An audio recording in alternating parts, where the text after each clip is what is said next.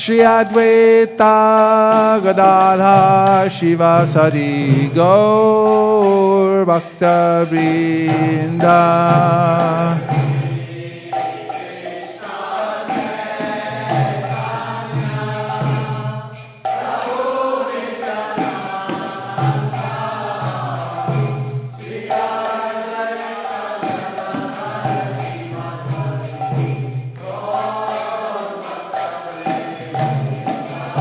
Jai Shri Krishna Chaitanya Prabhu Nityananda Shri Advaita Gadadhar Shivasari Gaur Bhakta Vrinda.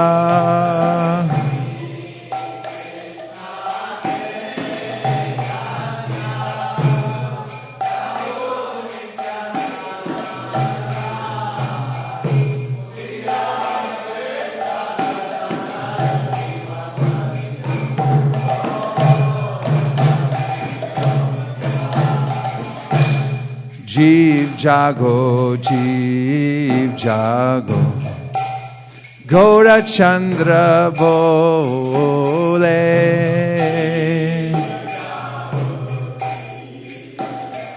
We don't have it.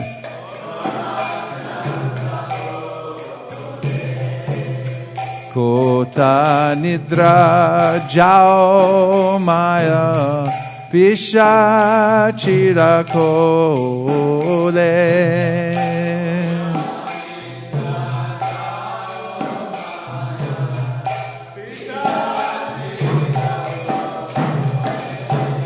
Hare Krishna, Krishna Krishna, Hare Hare, Hare Ram, Ram Ram, Hare Hare.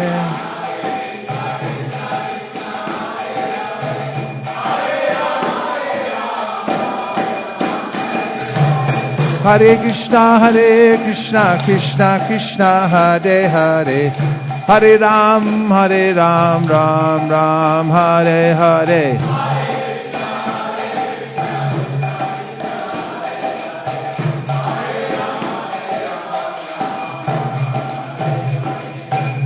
Bhaji Bobolia Eshe Shanshara Vitare Bhulia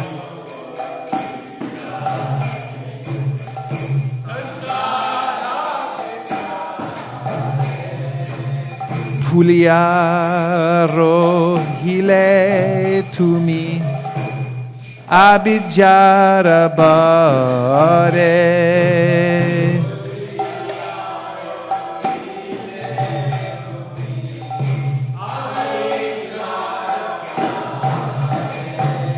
Hare Krishna, Krishna Krishna, Hare Hare, Hare Ram, Ram Ram, Hare Hare.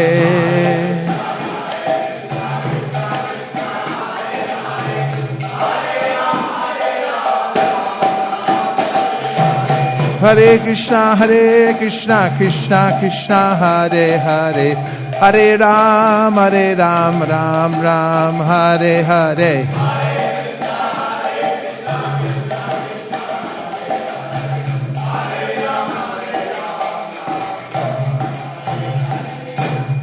Tomare loite ami oinu avatara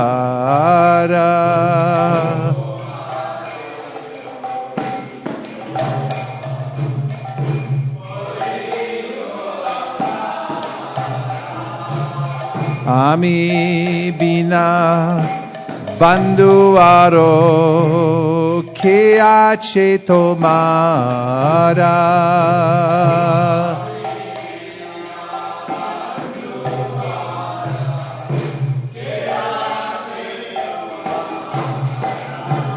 Hare Krishna, Krishna Krishna, Hare Hare, Hare Ram, Rama Rama, Hare Hare.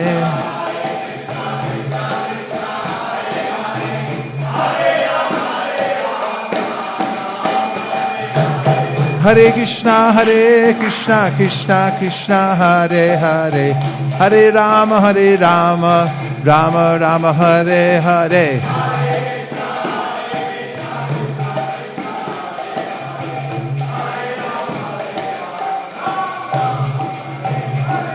Ene Chia Shauri Maya Nashi Baro Lagi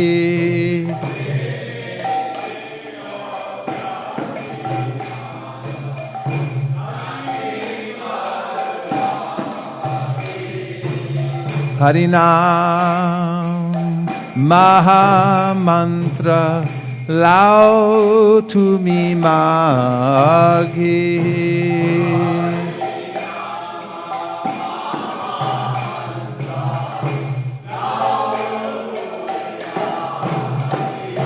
Hare Krishna, Krishna Krishna, Hare Hare, Hare Ram, Ram Ram, Hare Hare.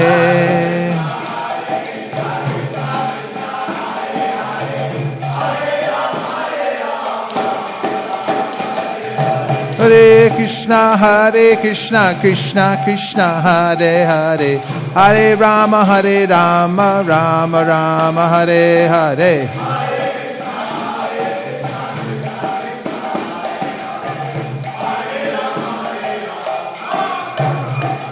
Thakur Bhakti Vinoda Prabhu Sharane Poriya Thakur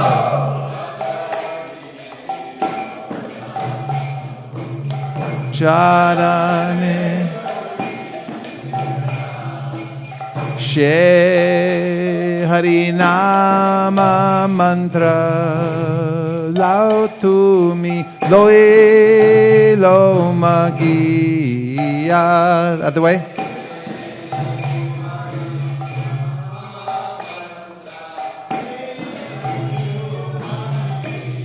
Huh? She Hari Nama Mantra Loe Lo Magia.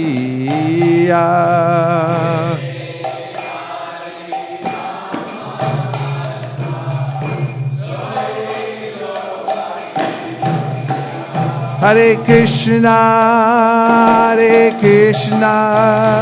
Krishna Krishna, Hare Hare, Hare Rama, Rama Rama, Hare Hare.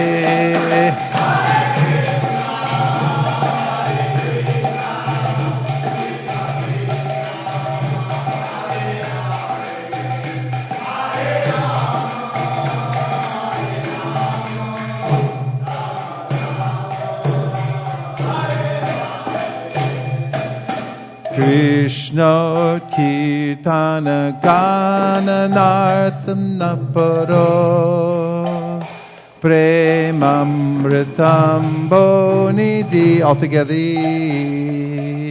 Dhira Dhira Jana Priyo Priyakaro Nirmatsaro Pujito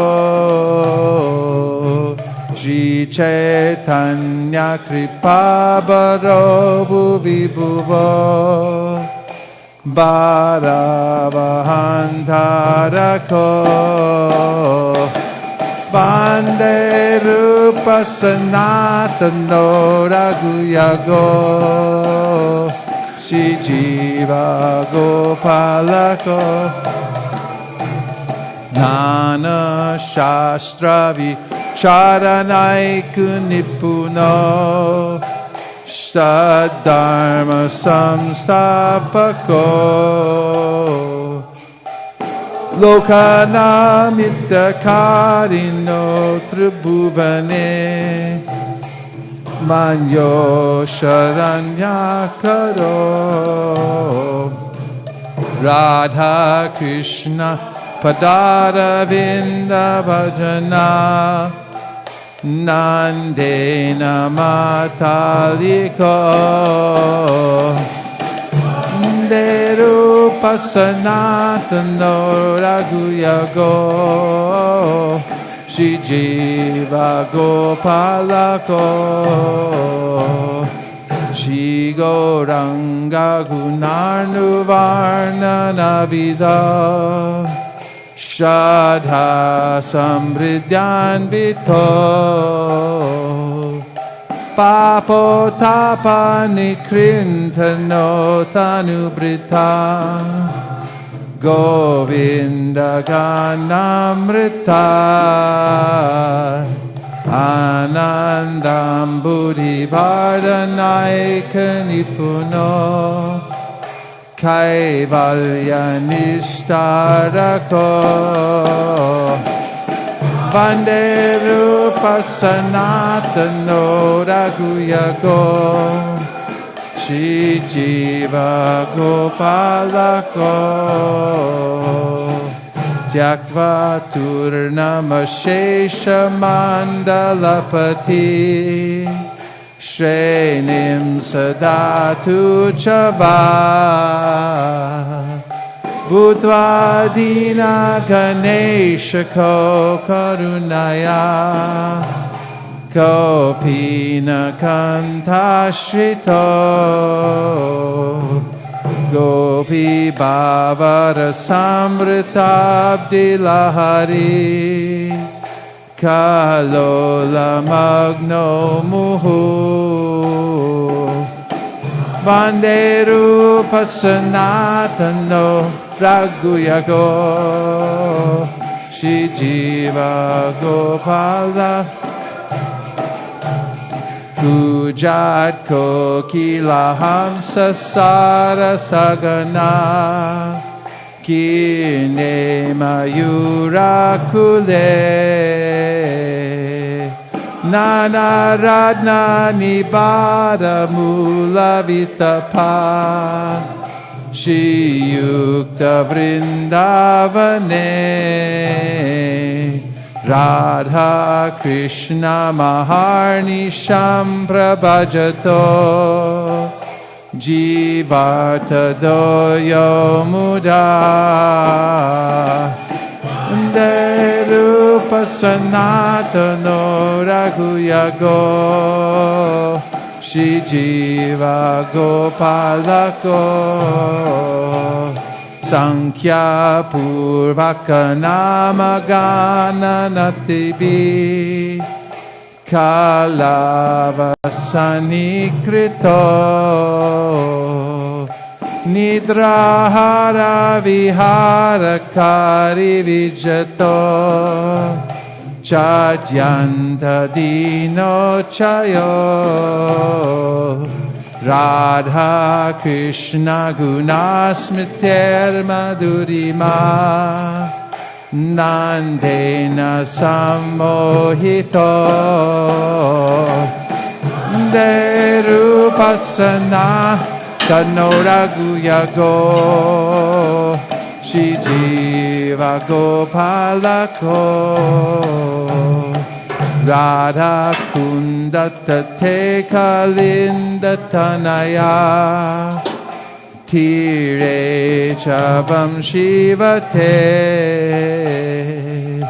Premon Madhavashara Shesha Dasaya Grasto Pramato Sada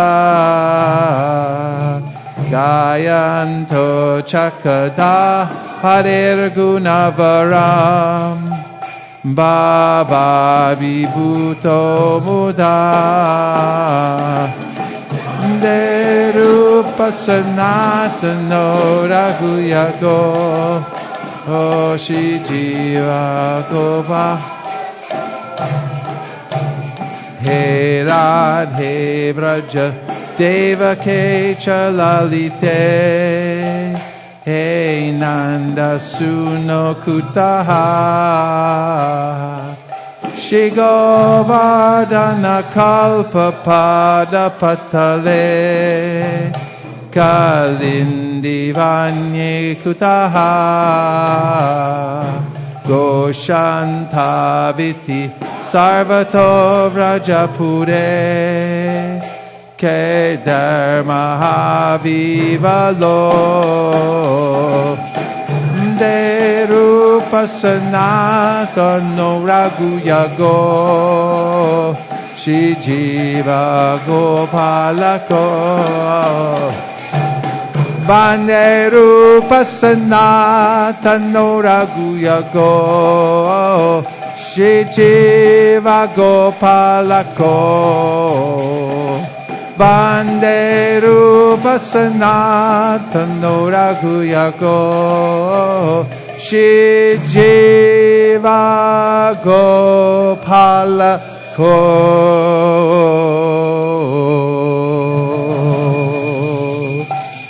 The Hare Krishna choir. Nitai Gaura Haribo, Haribo, Haribo, Nitai Gaura Haribo.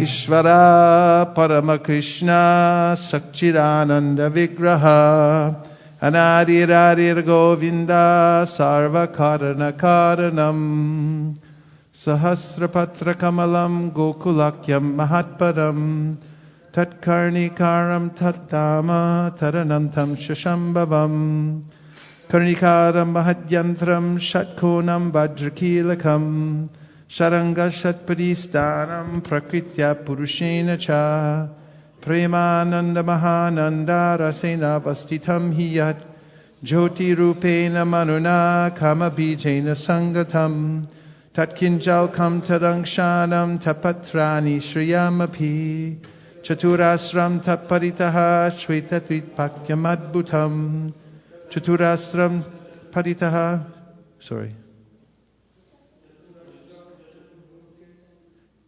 Chaturdama Tatushkritam Chaturbhi Purushartaischa Chaturbhir Hitavirvitam Shrilardashabhiranandam Urdvado Didvikshapi Ashtabhir Nidibhir Justam Ashtabhi Siddhibhistata Manurupaischa Dashabhir Dikpalai Paritovratam Shamayar Gauraischa Raktaischa Shuklaischa Parshadarshabhai Shobhitam Shaktibhistabhir Adbhutabhi Samantataha Evam Jyotirmayo Deva Sadananda Paratpadaha Abharamasya Tasyasti Prakrityana Samagamaha Mayaya Ramamanasya Naviyogastayasaha Atmana Ramayare Me Tyakvakalam Shashikshaya Niyati Sarama Devi Tatpriya Tadvasham Tada Talingam Bhagavan Shambhur Jyoti Rupa Sanatanaha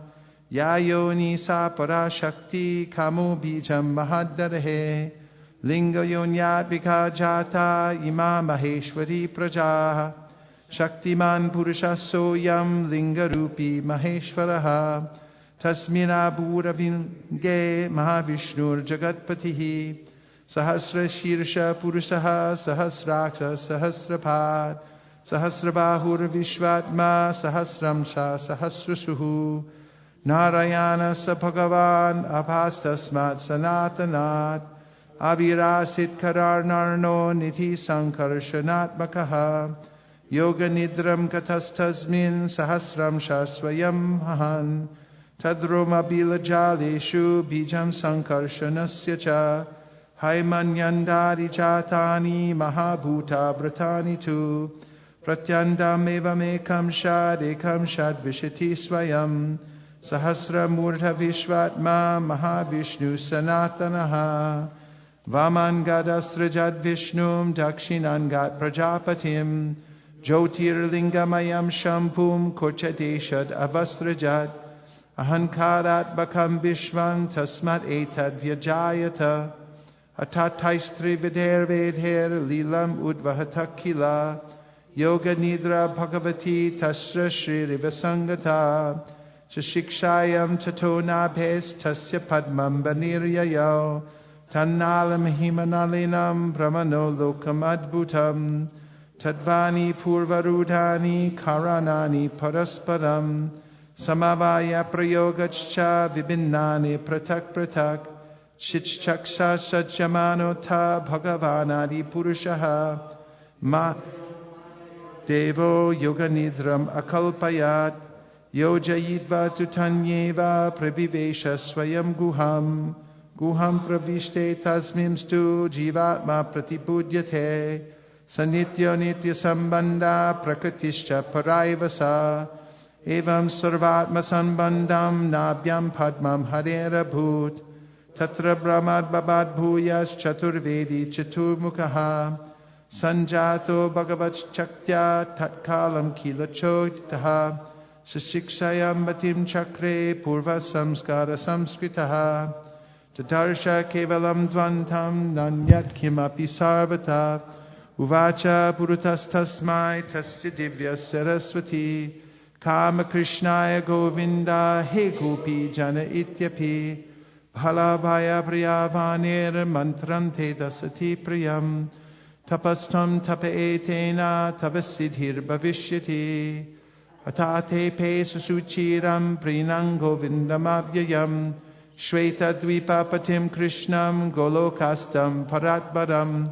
Prakritya Gunarupinya Rupinya Paryupasitam Sahasradala Sampande Koti Kinjoka Brimhite Bhumis Chintamani Tatra Karnikare Mahasane Samasinam Chidanandam Jyoti Rupam Sanatanam Shabda Brahmam Bayam Benum Vadayantam Mukham Buje Vilasini Ganavritam Swarshar Amshar Abhishtutam Atavenu Niradasya Trayi Murti Mayi Gatihi Spuranti Prabhaveshashu Mukhabjani Swayam Bhuvaha Gayatrim Gayatas Tasmad Adhigatya Sarojajaha Samskritas Chari Gununa Dvijatam Magamattataha Traya Prabhuto Tavidher Vignata Tatvasagaraha Tushtava Vedasarena Stotrena Nena Keshavam Chintamani Prakatat Sadma Sukalpa Vriksha Laksha Vriteshu Sudapira Pipalayantam Lakshmi Sahasra Shata Sambrama Sevyamanam Govindamari Purusham Tamaham Bhajami Venum Kwanantam Aravindam Dalaya Taksham Bharhavatam Samasitam Buddha Sundarangam Kandarpakoti Kamaniya Vishesha Shobham Govindamari Purusham Tamaham Bhajami Alola Chandrakala Sadvanamalya Vamshi Radnangadam Pranaya Kelikala Vilasham Shyamam Tribangalalitam Niyata Prakasham Govindamari Purusham Tamaham Bhajami Angani Yassa Sakalendriya Vrittimanti Pashyanti Panti Kalayanti Chidam Jaganti Ananda Chinmaya Sadujvala Vigrahasya Govindamari Purusham Tamaham Bhajami Advaitam Achyutam Anadim Anantarupam Adyam Purana Purusham Navayovanam Cha Vedeshu Durlabam Adurlabam Atma Bhaktau Govindamari Purusham Tamaham Bhajami Pantastu Koti Shatabatsara Sambragamyo Vayodatapi Manaso Munipungavanam Sopyastiya Praparasinya Vichintya Tatve Govindamari Purusham Tamaham Bhajami Ekopya Saura Chaditum Jagadanda Kotim Yat Shakti Rasti Jagadanda Chayaya Danta Andantarasta Paramanu Chayantarastam Govindamari Purusham Tamaham Bhajami Yad Bhava Bhavitariyo Manujastataiva Samprapya Rupa Mahima Shayanana Bhusha Sukteryameva Nagama Pratitaistuvanti Govindamari Purusham Tamaham Bhajami Kanda Chinmaya Rasa Pratibhavitabis Tabirya eva nijarupataya kalabhi, Goloka eva nivasatya kilatma bhuto, Govinda Mari Purusham Tamaham Bhajami. Premanjana Chudita Bhakti Vilochanena, Santaksadeva Hridayesha Vilokayanti, Yam Shama Sundarama Chintya Gunaswarupam, Govinda Mari Purusham Tamaham Bhajami. Ramari Muti Shukalani Amena Tishtan, Nanavatarama Makarod Bhuvanesha Kintu, Krishna Swayam Samabhavat Parama Pumanyo, Govinda Mari Purusham Tamaham Bhajami. Yasya Prabha Prabhapato Jakadanda Koti, Koti Shashesha Vasudari Vibhuti Bhinnam, Tadbrahma Nishkalamanantam Ashesha Bhutam, Govinda Mari Purusham Tamaham Bhajami. Maya Hiyasya Jagadanda Shatani Sute, Traigunyatad Vishaya Veda Pitaya Mana, Sattva Valambi Parasattvam Vishuddha Sattvam, Govinda Mari Purusham Tamaham Bhajami. Ananda Chinmaya Rasatmataya Manasu, Ya Praninam Pratipalam Smarutam Upetya, Lilayatena Bhuvanani Jayatya Chastram, Govinda Mari Purusham Tamaham Bhajami. Golokanamni Nijadamni Taleta Tasya, Devi Mahesha Hodidam Suteshu Teshu, Tete Prabhavanichaya Vihitascha Yena, Govinda Mari Purusham Tamaham Bhajami. Shristi Stiti Pralaya Sadhana Shakti Reka, Chayeva Yasya Bhuvanani Viparti Turga, Ischana Rupa Mapi Yasya Tateshta Tesa, Govinda Mari Purusham Tamaham Bhajami. Shiram Yatada Dvikara Vishesha Yogat, Sanjayatena Hitatah Pratikasti Heto, Yasham Bhutam Apitata Samupaiti Karyat, Govinda Mari Purusham Tamaham Bhajami.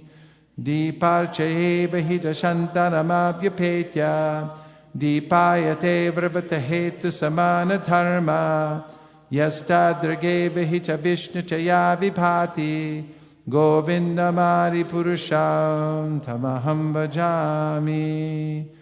Yasya Bhajale Bhajatisma Yoga, Nidramananta Jagadanda Saroma Kupaha, Adhara Shakti Mavalambya Param Smamurtim, Govinda Mari Purusham Tamaham Bhajami. Yasjaika Nisvasitakala Matabalambya, Jivanti Loma Vilaja Jagadanda Nata, Vishnur Mahansa Ihayasya Kala Vishesho, Govinda Mari Purusham Tamaham Bhajami. Basvanya Tasma Sakalesha Nijesha Teja, Swiyam Kiya Prakatayata Vitadvadatra, Brahmaya Esha Jagadanda Vidhana Karta, Govinda Mari Purusham Tamaham Bhajami. Pada Pallava Yugam Vinidaya Kumbha, Dvande Pranama Samaye Saganadi Rajaha, Vignan Vidanta Malamasya Jagatrayasya, Govinda Mari Purusham Tamaham Bhajami. Agnir Mahi Ganganamam Murudishascha, Kalastatatma Manasita Jagatrayani, Yasman Bhavanti Vivavanti Vishanti Yamcha, Govinda Mari Purusham Tamaham Bhajami. Yasresha Savita Sakalagrahanam, Raja Samasta Suramuti Rashesha Tejaha, Yasyagnaya Pramati Samblatakala Chakro, Govinda Mari Purusham Tamaham Bhajami. Dharmota Papa Nichaya Shrutayasta Pamsi, Brahmadikita pataka vadayascha jivaha Yadatra matra vibhava prakata prabhava Govindamari purusham tamaham bhajami Yam takopamattavindra mohosa karma Bandhana rupa palabhajana matunoti Karmani nirdahati kintu cha bhakti bhajam Govindamari purusham tamaham bhajami Yam krodha kama sahaja pranayadi piti Vatsalya moha guru gaurava seva bhavai Sanchintya tassa sadrashim tanama purete Govindamari purusham tamaham bhajami Govindamari purusham tamaham bhajami Sriya kanta kanta parama purusha kalpataravo Druma bhumischintamani gharamai toyamamritam Kataganam datyam kamanam apivamshi prayasaki Chidanandam jyoti paramapi tadaswadyam apicha Sayatra shirabhi sravati surabhibhyasya sumahan Nimeshardhyakyo vavratati nahi atrapi samayaha Bhaje shveta dvipam tamaham yaha golokamityam Vidantaste shantakshiti viralachara katipaye Ato vacha mahavishnur bhagavantam prajapatim Brahman mahabha vignane prajasorge chatinmatihi Pancha shloki mimam vidyam vatatafam nibodame Prabhude jnana bhakti vyam bhayananda chinmayi Udeti nutama bhaktir bhagavat prema lakshana Pramanaistat sadacharais tadabhyaser nadantaram Bodhayanatmanatmanam bhaktim apyutamam labhed Yasya shreyaskaram nasti yaya nivritum apnuyad Yasarayati mameva bhaktim tameva sarayet Dharma manyan parityaja mamekam bhaja vishwasan Yadrishi adrishi shraddha siddhir bhavati tadrishi Kurvan nirantaram karma loko yam manavartate Tenaiva karmanadhyayam mam param bhaktimichyati Aham hi vishwasya characharasya bhijam pradhanam prakritihi pumamscha Maya hitam teja idam vivarshi vide videhi tomato jaganti Ishvara parama Krishna sakchidananda vigraha Anadiradir govinda sarva karana karanam Iti Sri Brahma Sanghita Sampurnam Hari Om Om Purnamada Purnamidam Purnat Purnam Budachyate Purnasya Purnamadaya Purnameva Vishishyate Isavasamidam Sarvam Yatkincha Jagatyam Jagat Tena Tyaktena Bunjita Magridhakasya Saddanam Kurvane Veha Karmani Jajivishekshatam Samaha Evam Tvainanyate Tosti Nakarma Lipite Nare Asurya Namate Loka Andena Tamasavritaha Tamste Pratyabhigachanti Yeke Chatma Hano Janaha Ane Jarikam Manaso Javiyo Naina Devapnuvam Purvanarshat Tadavato Jnanate Titishta Tasmina Poma Tarishva Dadati Tadejati Tanaijati Tadure Tadvantike Tadantarasya Sarvasya Taru Sarvasya Bhayataha Yastu Sarvani Bhutani Atmani Vanupashyati Sarva Bhuteshu Chatmanam Tatuna Vijagupsate Yasmin Sarvani Bhutani Atmai Vadbhut Vijanataha Tatrako Mahakashoka Ekatvam Vanupashyataha Saparya Kachchukram Makayam Abranam Asnaviram Shuddham Apapavidham Kavir Manishi Paryabu Swayambhur Yatat Yatatortan Vyardashas Patibhya Samabhyaha Andantama pravishanti ye vidyamupasate tato bhuye vatetamo yau vidyayamrataha anyarevahur vidyaya anyarahur vidyaya iti shushumadhiranam yenastad vichichakshire vidyam cha yastad vedo bayam saha avidyayam ratum tirtva vidyayam ratum ashnute Andantama pravishanti ye sambhuti mupasate tato bhuya evate tamo yau sambhutyamrataha anyarevahur sambhavad anyarahura sambhavad iti shushumathiranam yenastad vichichakshire sambhutim cha vinasham cha yashtad vedo payam saha vinashena mratum tirtva sambhutyam mratum ashnute Hiranmayena patrena satyasa pihitam mukham Tatvam pushana pavrenu satyadharmaya trishtaye Pushani karsheyama surya pradyapatya vyuharasmin samuha Tejo yate rupam kalyanatamam tate pushami Yosavasau purushaso masmi Vayur anilam amratam atedam bashmantam shariram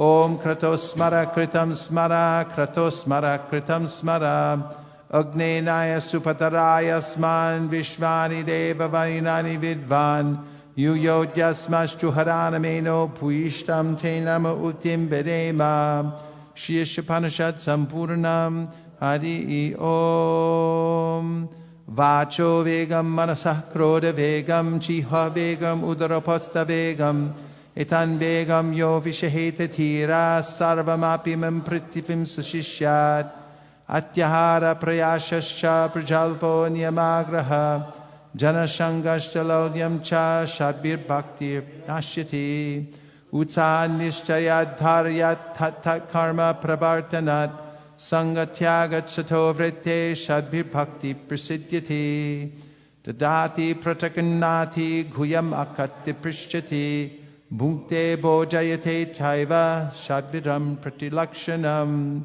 Krishneti yasya giritam manasadriyeta Dikshasti che pranati bishya bhajanta misham Shushushaya bhajana vignamananya manya Nindari shunya ridamipsita sangalavya Drishtai sabhava janita bapaprashya doshar Na prakritavamiya bhaktyadanasya pasyed Gangam nasam nakalabhut buddhapena pankar Brahma dravapamapakachiti niradharmai Syat Krishna nama chaditari sitapta vidya Pato patapta rasanasya rarochikadu Kintva varad anudilam kalasaiva jushta Swadvikrama bhavati tad garamula handri Tannama rupa charitari sikirtananu Smrityo kramera rasana manasi niyoja Tishtam vrajetan anuragi jananugami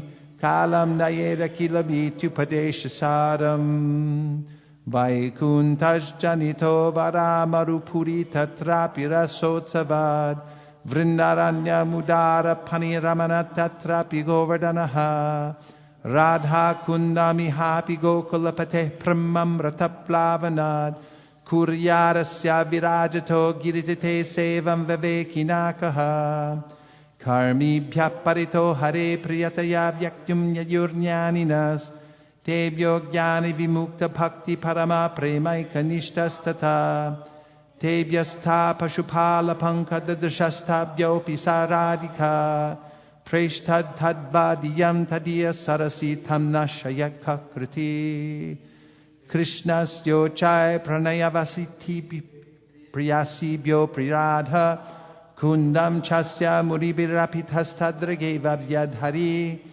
Yapreshtarapyalama sulabam kimpunar bhakti bhajam Tapremedam sakradeva sarasnatura vishkaroti Shri Puteshamrita Sampurnam Radhesham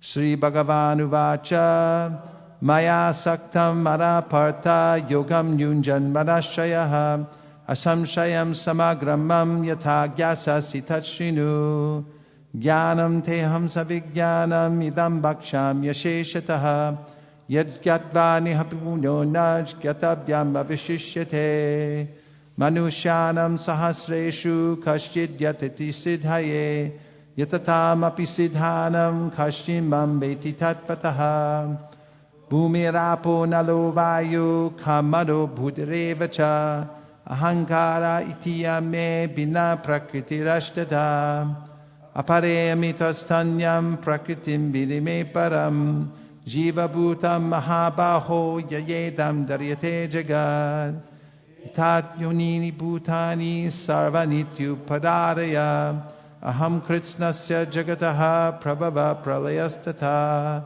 mattak paratanam nanyat kinchidasti dhananjaya mai sarvamidam protam sutre maniganaiva rasoham apsakonteya prabhashmi shashishurya yoho pranavak sarva vedeshu shabdake parusham drishu Punyo ganda prativyam cha tejas chasmi bivavaso Jivanam sarva bhuteshu tapas tasmi tapasvishu Bijamam sarva bhutanam vidhi partha sanatanam Buddhir buddhimantam asmi tejas tejas vinamaham Balam balavatam chaham kamaraga vivarjitam Dharma virodo bhuteshu kamosmi paratarshava Chaiva sapika bhava rajasastamasaschaye Mateve titan vidhi natvaham tishute mayi Tribir guramayir bhavir eve sarvamidam jagat Mohitam na vicharanti mamebhya paramabhyayam Daiva hi esha gunamayi mamaya duratyaya Mameva ye prapadyante maya metam taranti te Namam duskritinu mudaha prapadyante naradama Maya ya pritagyana asuram bhavamashvitaha Chaturvida bhajante mam jana sukritinu arjuna Arto jignasa artarti jnani cha bharatarshava Tesham jnani nitya mukta eka bhaktir vishishyate Priyo jnani no tyartam aham sacha mama priya Udarak sarve vaite jnani tvapvaiva me matam Astita sahiyuktatma mamevam utamam gatim Janmanaman bahunam janmanamante gyanavam mam prapadyate Vasudeva sarvamiti sarvahatma sudurlabaha Kamaistaiste ritta jnana prapadyante nyadevata Tam tam niyamamastaya prakritya nyatasvaya Yo yo yam yam talum bhakta shraddayarchitam ichchati Tasya tasya chalam shadham tameva viradham yaham Sataya shrataya yuktas tasya ardanamihate Labate chatata kaman maya va vihitan hitan Antavattu palam tesham tadbhavat yaltamedasam Devan deva yajo yanti madbhakta yanti mamapi Avyaktim vyaktim apanam anyante mama buddhaya Parambhavamajananto mamavyayam anuttamam Naham prakasha sarvasya yoga maya samavritaha Mudoyam nabijananti loko mama jamavyayam Vidaham samatitani vartamanani charjuna Bhavishani cha bhutami mam tu vedana kashana Chadvesha samutena dvandva mohena bharata Sarva bhutani sammoham sargayanti parantapa Yesham tantatakam papam jananam punya karmanam Te dvandva mohani mukta bhajante mam drataha Jaramanana mokchaya mama shritaya tantiye Te brahmatut kritsnam adhyatma karmachakilam Sari bhutari daivam mam sari yagyam chayevadu Prayanakali pichamam te vidu yukta chetasaha Om tat sariti Srimad Bhagavad Gita Supanisatsu Brahma Vidyayam Yoga Shastre Shri Krishna Arjuna Sambhare Gyan Vigyan Yoga Nama Saptamodhyayaha Hari Om. Ujvala Varana Gauravara Deham. Ujvala Varana Gauravara Deham. Nirasita Niravari Bhava Videham. Ujvala Varana Gauravara Deham. Nivasita Bhava Videham. Tribura Pavana Krupaya Lesham. Tam Pranamami Cha Shri Sachitanayam. Gadgadantara Baba Vikaram. Durjana Tarjana Nada Vishalam. Gadgadantara Baba Vikaram. Durjana Tarjana Nada Vishalam. Bhavabhaya Bhajana Karana Karunam. Tam Pranamami Cha Shri Sachitanayam.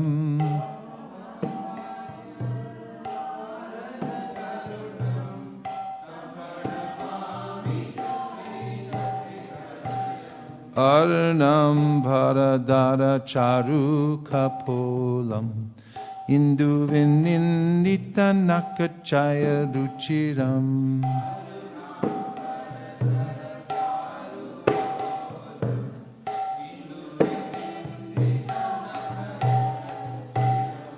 Jalpita Nijaguna Nama Vinodham.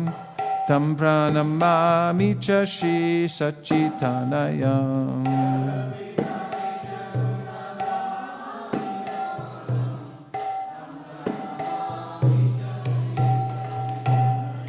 Digalita Nayana Kamala Jaladharam. Bhushana Navarasa Bhava Vikaram.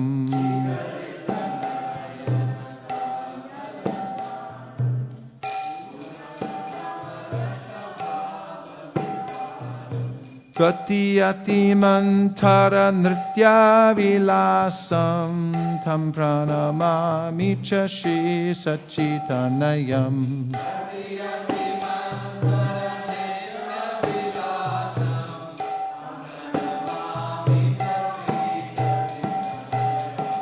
Chanchala Charu Charana Gati Ruchiram. Manjiraran Chita Parajuga Madhuram.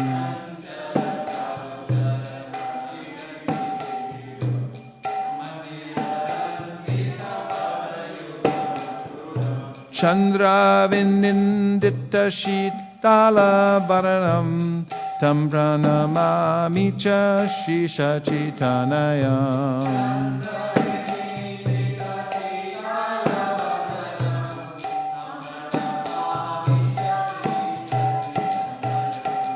Drakati Dora Kamandalu Dandam. Divya Kalevara Mundita Mundam.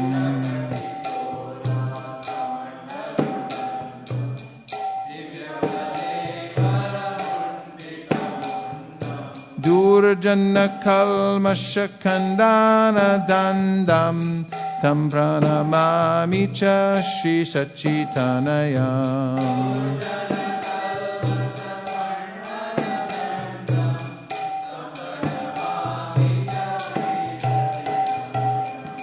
Bhushana Bhurajala Kavalitam. Kampita Bhimdara Vara Ruchiram.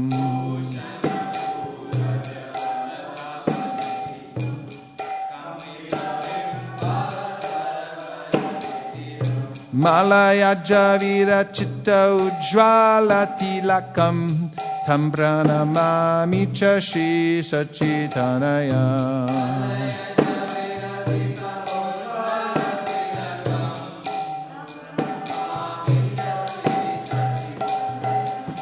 Ninditaruna Kamaladala Nayanam.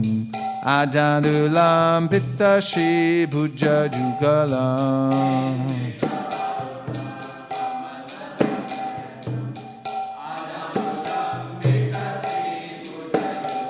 Kalevala Kaishora Nartaka Vesham Tam Pranamami Chashi Sachitanayam.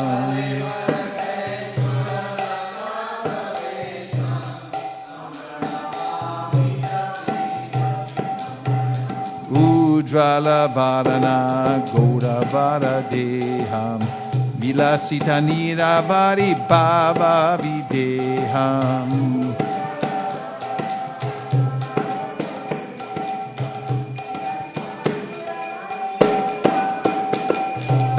Tribhuvana Pavana Krupaya Lesham Tam Pranamami Chashi Sachitanayam.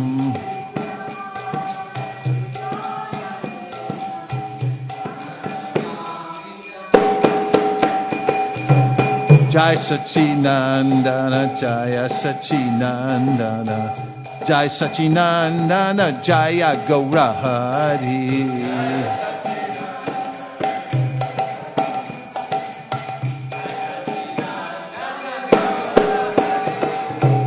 Jaya Sachinandana, Jaya Sachinandana, Jaya Sachinandana, Jaya Gaura Hari.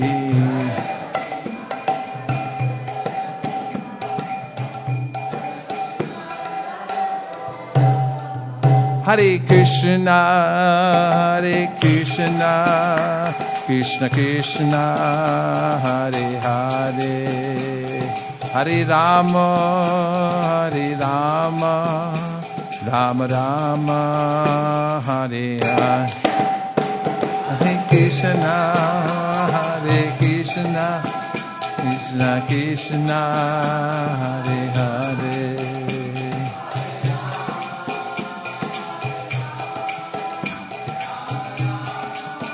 Jaya Nrsimhadev, Nrsimhadev, Nrsimhadev, Jaya Nrsimhadev.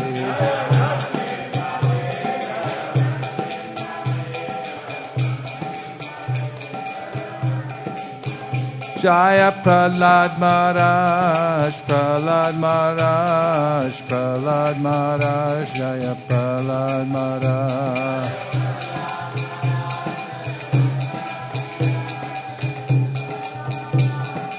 Nitai Gaur Hari Bol, Hari Bol, Hari Bol, Nitai Gaur Hari Bol.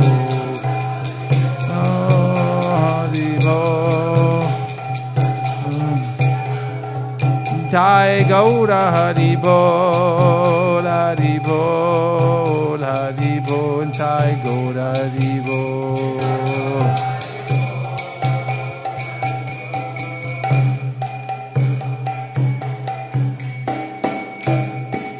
Go Premanande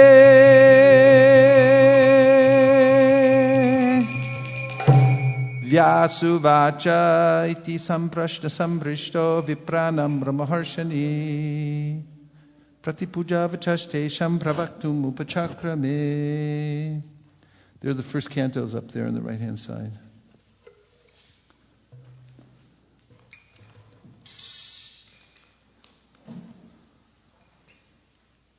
Chapter 2.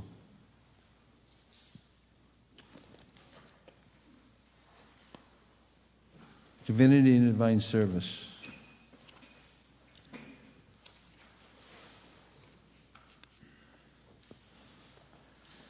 Vyasuvacha iti sambrashna sambrishto vipranam brahmaharshanihi Pratipuja vachastesham prabhaktum upachakrame Sutuvacha yam pravajanta manupetam apetya krityam Dvaipayano viraha kartara ajuhava Putreti tanmayatayatharavo binetus Tam sarva bhutardayam munimanatosmi. Somebody's off tune.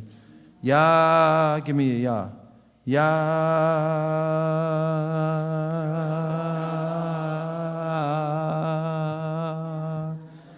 Svanubhava Mekila Shuti Saramekam Adyabadhipam Atititir Shatam Tamondam samsarinam karunayaha purana kuhyam tam vyasasunum upayami gurum muninam Narayanam namaskritya naram chaiva narottamam devim sarasatim vyasam tato jayam udhirayet munayak sadhu prishtoham bhavadbhir lukamangalam yakrita krishna samprashno yinatma suprasidati savai pumsam parodharmo yato bhaktiradhoksaje ahaitukya pratiyata yayatma suprasidati vasudeve bhagavati bhakti yoga prayojitaha janayatya shivairajñam jnanam cha yadahaitukam dharmaksanushtita pumsam vishaktena katasuyaha notparayadyadiratiim shrama eva hi kevalam dharmasya hyapavargasya nartorthayupakalpate nartasya dharmaikantasya kamolabhaya hi smritaha kamasya nendriya pritir labo jiveta yavata jivasya tattva jignasa narto yashtiha karma vihi vadanti tattva vidas tattvam yajjnanamadvayam rameti paramatmeti bhagavaniti shabdyate tashcharadana munayo jnana vairagya yuktaya pashyantyatmani chatmanam bhaktya grihitaya Tarpumbir dvijashreshta varnashrami vibhagachaha swanustistasya dharmasya samhitir haritoshanam tasmadekena manasa bhagavan sattvatam patihi shotavya kirtitavyascha dheya pujascha nityada yad anudyasina yukta karma kranti nibandhanam Chindanti kovidastasya kona kuryat kataratim Shushu shaushatanasya vasudeva katarichihi Syan mahatsaya vaya vipra punyatirtha nishevanat Shrinvatam swakata krishna punya shravana kirtanaha Shrityantaksto hyapadrani vidhunoti suhritsatam Nashta praeshu bhadreshu nityam bhagavata sevaya Bhagavati utamoshtoke bhaktir bhavati naishtiki Tadrajastamo bhava kama lobhatayaschaye Cheta iterana vitam stitam sattve prasidati Evam prasanna manaso bhagavat bhakti yogataha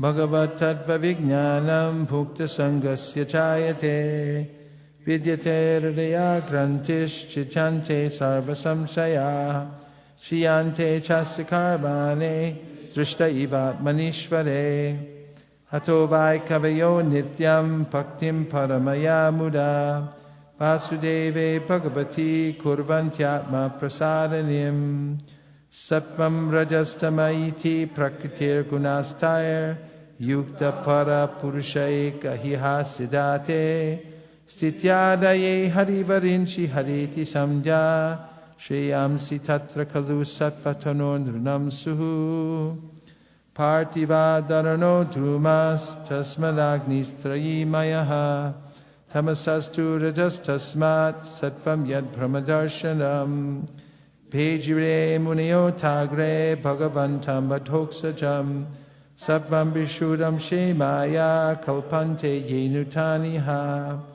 Mumukshavo gaura rupan hitva bhuta patinata Narayana kalashanta bhajanti hyanasuyava Rajastama prakritaya samashila bhajanti bhai Pitrir bhuta bhajesha din Shri Aishvarya prajepsavaha Vasudeva paraveda Vasudeva paramaka Vasudeva parayoga Vasudeva parakriyaha Vasudeva param jnanam Vasudeva param tapaha Vasudeva parodharmo Vasudeva paragati Sa evedam sasarjagre bhagavantatma mayaya Sarasadrupaya chasto gunamaya guno vibhu Taya vilashite shreshu guneshu gunavaniva antak pravishta abhati vrignanina vrajambritaha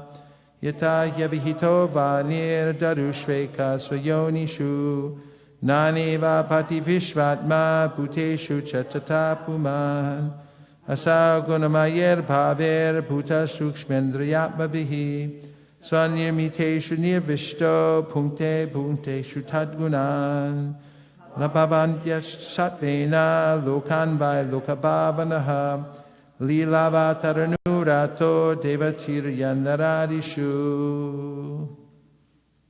Colophon. Good.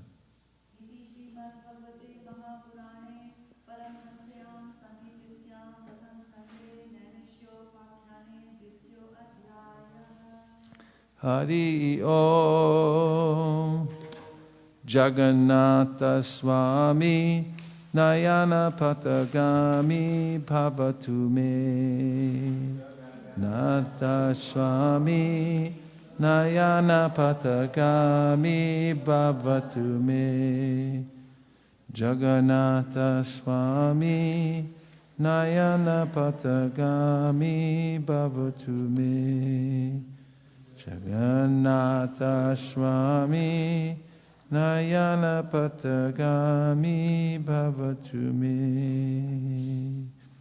Page 131. Kadachit Kalindi Tatavipina Sangi Takaravo Mudaviri Nari Vadana Kamala Swadamadupa Rama Shambhu Brahma Marapati Ganesha Chittapado Jagannatha Swami Nayana Patagami Bhavatu Me Uje Savye Venum Shirasi Shiki Picham Katitate Dukulam Netrante Sahachara Kataksham Vidatate Sada Srimad Vrindavana Vasati Lila Parichayo Jagannatha Swami Nayana Patagami Bhavatu Me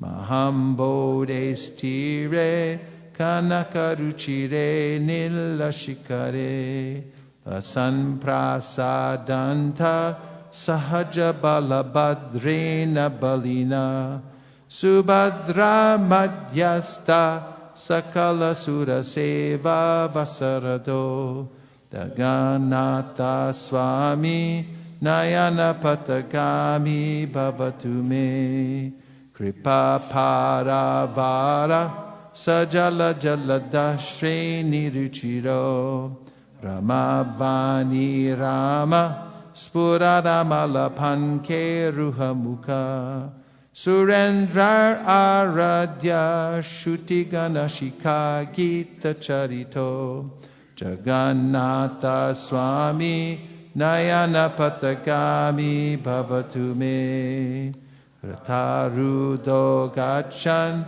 Patimilita Bhudeva Patalai Stuti Pradurbhavam Pratipanabupakarnyasadaya Daya Sindhur Bandhu Sakala Jagatam Sindhu Sutaya Jagannatha Swami Nayana Patagami Bhavatu Me Parabrahma Pida Kuvalaya Dulot Pula Nayano Nivasi Niladro Nehita Charano Nanta Shirasi Rasanando Radha Sarasa Bapura Lingana Sukho Jagannatha Swami Nayana Patagami Bhavatu Me Navayache Rajam Nachakanakamani Vibhavam Nayache Hamram Yam Sakala Janakam Yam Varavadhum Sadakale Kale Pramatapatina Gita Charito Jagannatha Swami Nayana Patagami Bhavatu Me Haratvang Sangsaram Drutataram Asaram Surapate Haratvang Papanam Vitatapaparam Jaravapate Aho Dine Nate Nehita Charano Nishchitamidam Jagannatha Swami Nayana Patagami Bhavatu Me Jagannatashtakam Punyam Yapate Prayata Suchi Sarva Papa Vashudatma Vishnu Lokam Sagachyati Go Premanande Adi Adibo Shri Jagannath Swami Ki Jai Shri Nrsimhadev Ki Jai Gaura Premanande Adi Adibo Namamishvaram Sakchidananda Rupam, page 127. Lasat Kundalam Gokule Brajamanam Yashoda Biyo Lukala Davamanam Paramristam Matyanto Rutya Gopya Rudantam Muhura Netra Yugmam Brajantam Karamboja Yugmina Satanka Netram Muhushvashakam Patrire Kankatanta Stitagraiva Damodaram Bhakti Bhadam Iti Driksalila Birananda Kunde Swagosham Nimajanta Makya Payanta Tvarieshita Geshu Bhakter Jitatvam Puna Prema Tastam Shatavritti Vande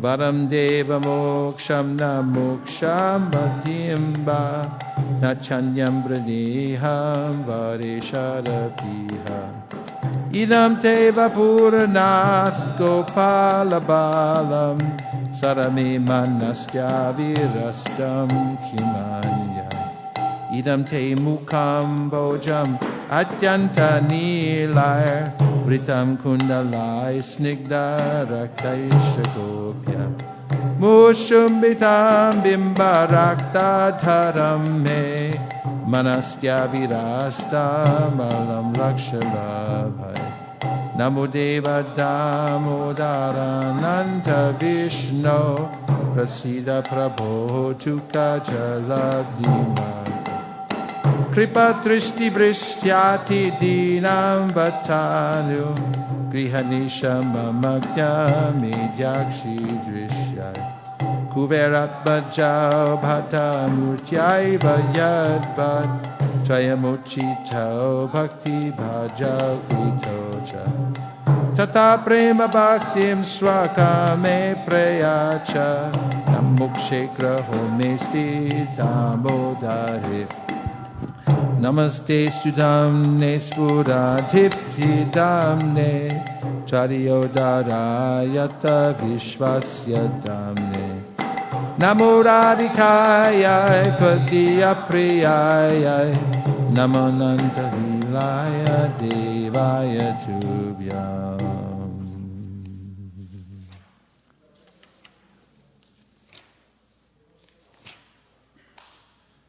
Page 115.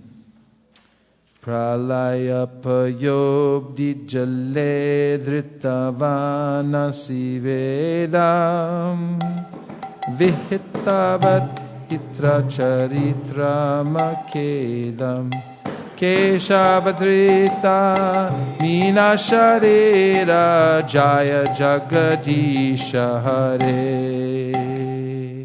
Shitiriha vipulatare tishtati tava prishte dharani dharana kina chakra garishte keshavadrita kurmacharira jaya jagadisha hare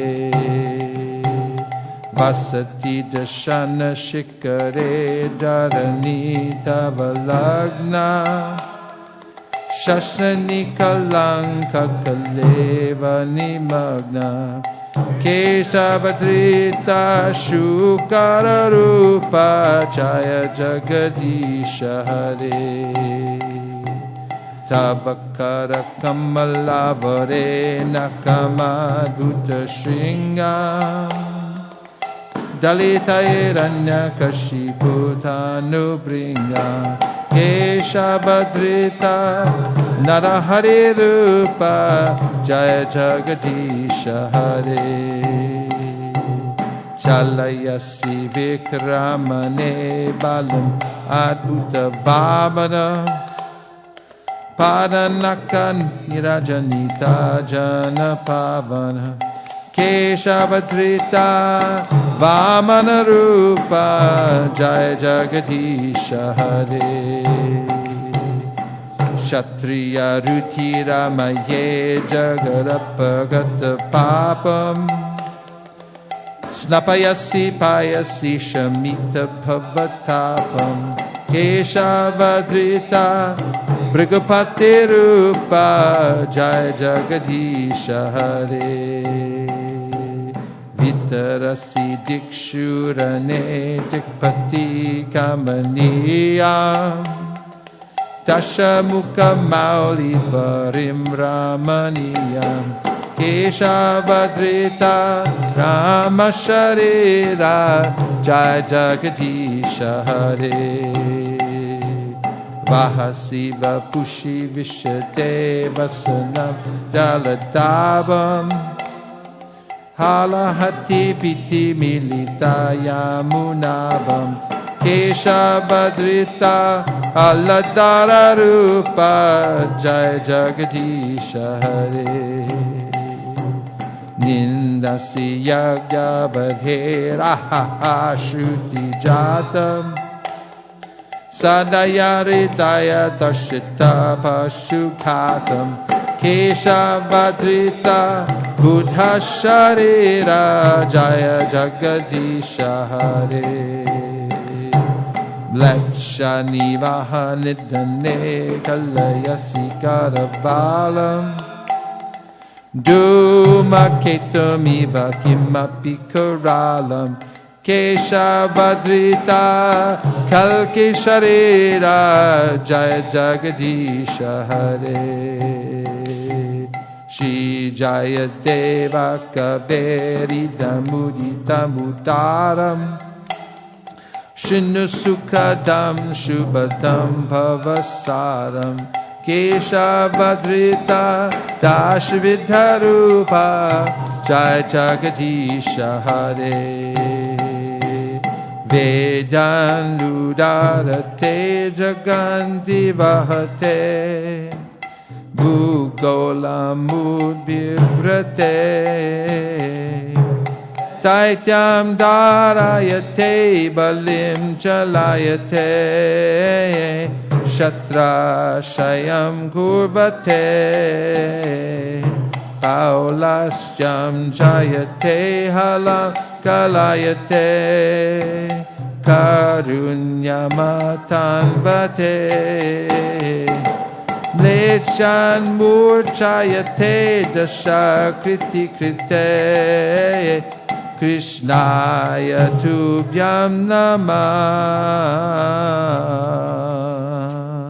Shri Dashavatar Stotra Ki Jai Go Premanande Jaya Radha Madhava Kunja Bihari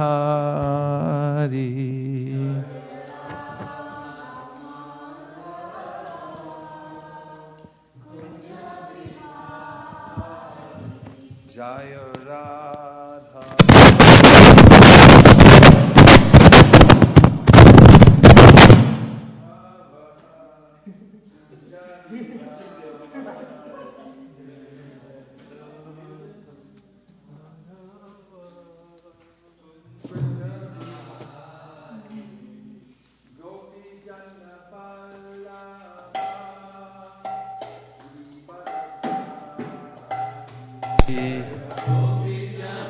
Seventh canto, Nita.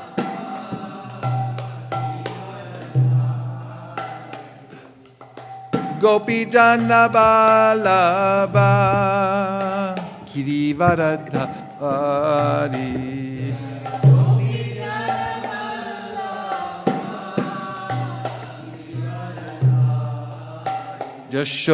Yashodanandana Vrajajanarajana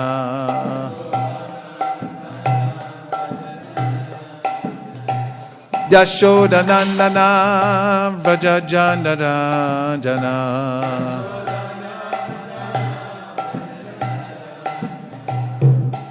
Yashodanandana Vrajajanarajana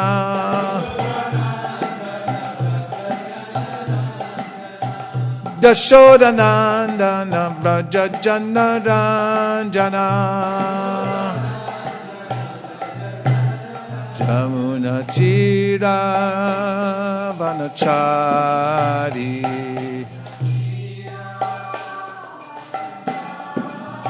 Jamuna Tira Vanachari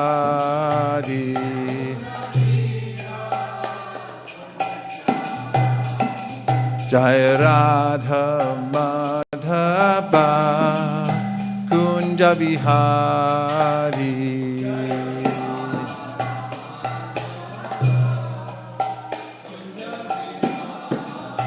Jai Radha Madhava Kunja Vihari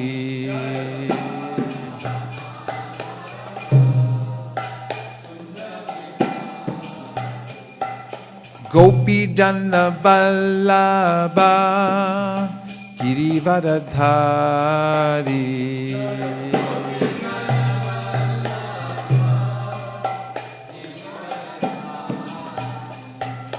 Gopi Jana Vallabha Girivaradhari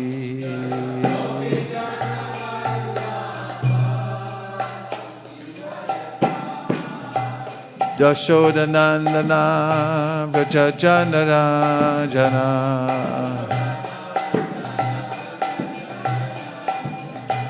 Yashodanandana Vrajajanarajana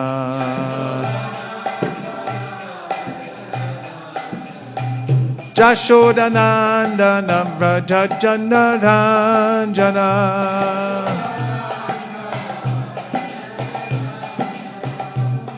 Yashodanandana Vrajajanarajana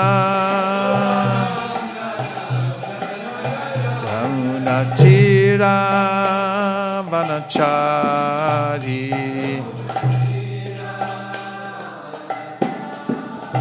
Jamuna Tira Vanachari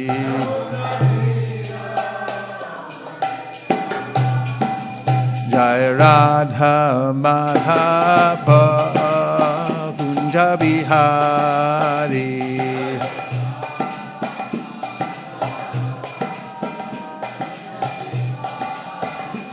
Jai Radha Madhava Kunja Vihari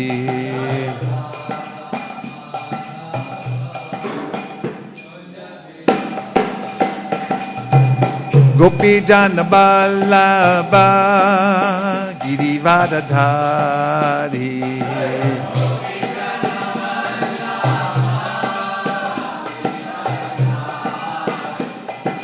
Gopi Jana Vallabha Girivaradhari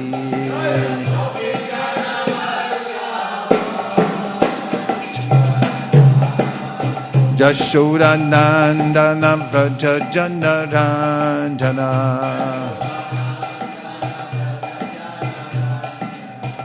Yashodanandana Vrajajanarajana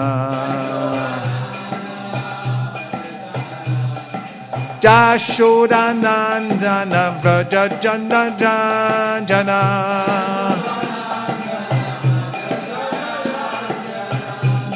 Yashodanandana Vrajajanarajana Jamuna Tira Vanachari Jamunatira Vanachari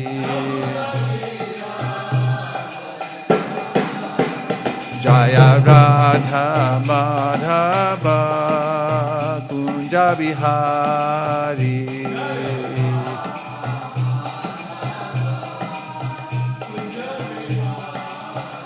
Jaya Radha Madhava Kunja Bihari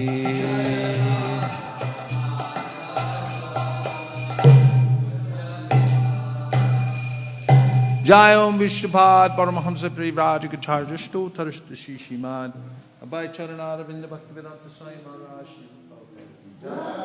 Jai Om Vishnupad Paramahamsa Parivrajakacharya Stotarashta Shishiman Srila Bhakti Siddhanta Saraswati Goswami Maharaj Ki Jai Ananta Koti Vaishnavinda Ki Jai Namacharya Srila Haridas Thakur Ki Jai Prem Zagaho Shri Krishna Chaitanya Prabhu Nityananda Sri Advaita Garadhar Shivasari Gaur Bhaktivinoda Ki Jai Shri Shri Radha Krishna Gokopinath Shyamakunda Radha Kunda Giri Govardhan Ki Jai Shri Vrindavan Dham Ki Jai Shri Mayapur Navadiptam Ki Jai Tulsi Devi Bhakti Devi Ki Jai Jamuna Devi Ganga Devi Ki Jai Samaveta Bhaktivinoda Ki Jai Shri Nrsimhan Caturdasi Ki Jai All glories to the assembled devotees. All glories to the assembled devotees. All glories to the assembled devotees. Go Premanande Haribo. Om Namo Bhagavate Vasudevaya. Om Namo Bhagavate Vasudevaya. Om Namo Bhagavate Vasudevaya. Narayanam Namaskritya. Chaiva Narottamam Devim Sarasatim Vyasam Tato Jayamudiraye.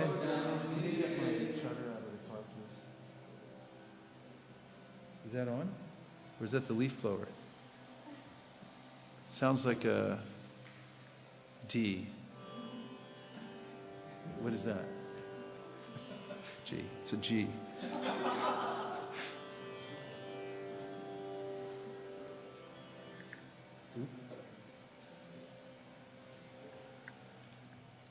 Where did we end up, Shraddha Devi Dasi? I don't know if I marked it properly. Evam Janam? No? Huh? 37.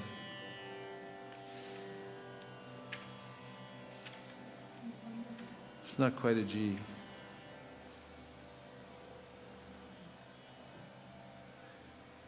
Tell me when you get it.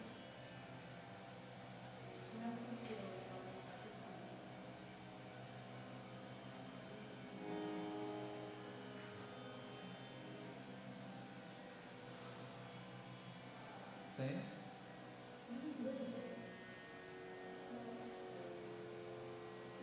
Yeah?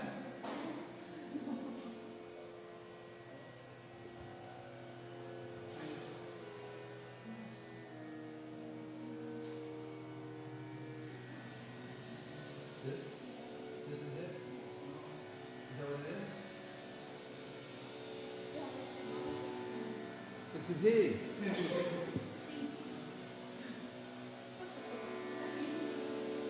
Same? You guys said digital. Digital? Yeah.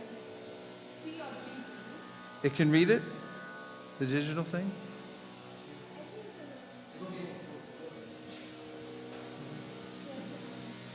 It's an F? Okay. You can tell that gardener that is, he's got some raga going out there. If it was a Bollywood movie, they would have.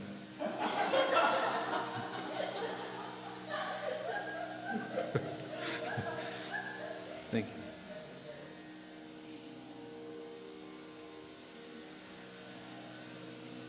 We're continuing the reading of Srimad Bhagavatam. Canto 7, Chapter 9, Prahlad pacifies the Lord with prayers. Tasmai bhavanaya shirastanavam hibibrad Vedadruhavati balam arukaita pakyao Hatvanaya shritiganam charajastamascha Sattvam tava priyatamam tanumam monanti. My dear Lord, when you appeared as Hayagriva with the head of a horse, you killed 2 demons known as Madhu and Kaitaba, who were full of the modes, passion, and ignorance. Then you delivered the whole Vedic knowledge to Lord Brahma. For this reason, all the great saints accept your forms as transcendental, untinged by material qualities. Purport: the Supreme Personality of Godhead in his transcendental form is always ready to give protection to his devotees. As mentioned herein, the Lord, in the form of Hayagriva, killed 2 demons named Madhu and Kaitaba when they attacked Lord Brahma. Modern demons think that there was no life in the beginning of creation, but from Srimad Bhagavatam, we understand that the first living creature created by the Supreme Personality of Godhead was Lord Brahma, who was full of Vedic understanding. Unfortunately, those entrusted with distributing Vedic knowledge, such as the devotees engaged in spreading Krishna consciousness, may sometimes be attacked by demons, but they must rest assured that demoniac attacks will not be able to harm them, for the Lord is always prepared to give them protection. The Vedas provide the knowledge by which we can understand the Supreme Personality of Godhead. Vedaishta sarve ramameva ahameva vedyaha. The devotees of the Lord are always ready to spread knowledge by which one may understand the Lord through Krishna consciousness.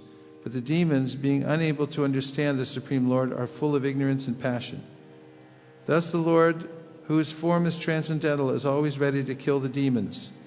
By culturing the mode of goodness, one can understand the position of the transcendental Lord and how the Lord is always prepared to remove all obstacles on the path of understanding him.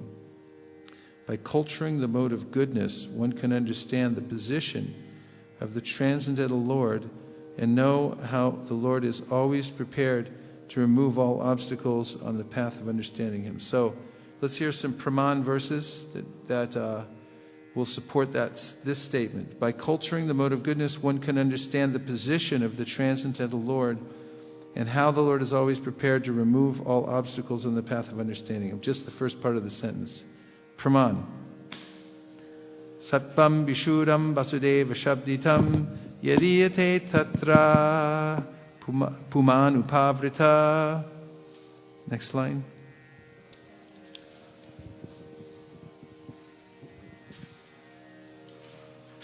Bhagavan Vasudevo.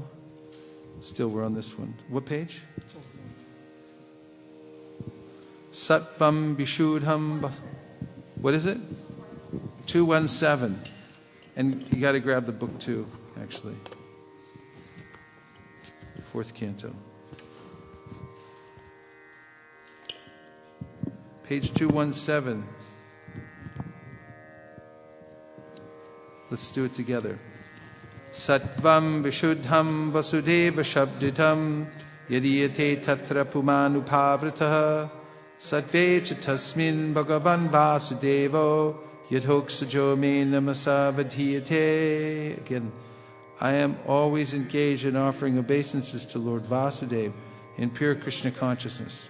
Krishna consciousness is always pure consciousness in which the Supreme Personality of Godhead, known as Vasudeva, is revealed without any covering.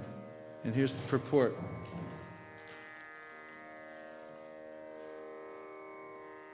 The living entity is constitutionally pure. Asango hyayam purushaha. In the Vedic literature it is said that the soul is always pure and uncontaminated by material attachment. The identification of the body with the soul is due to misunderstanding. Due to what?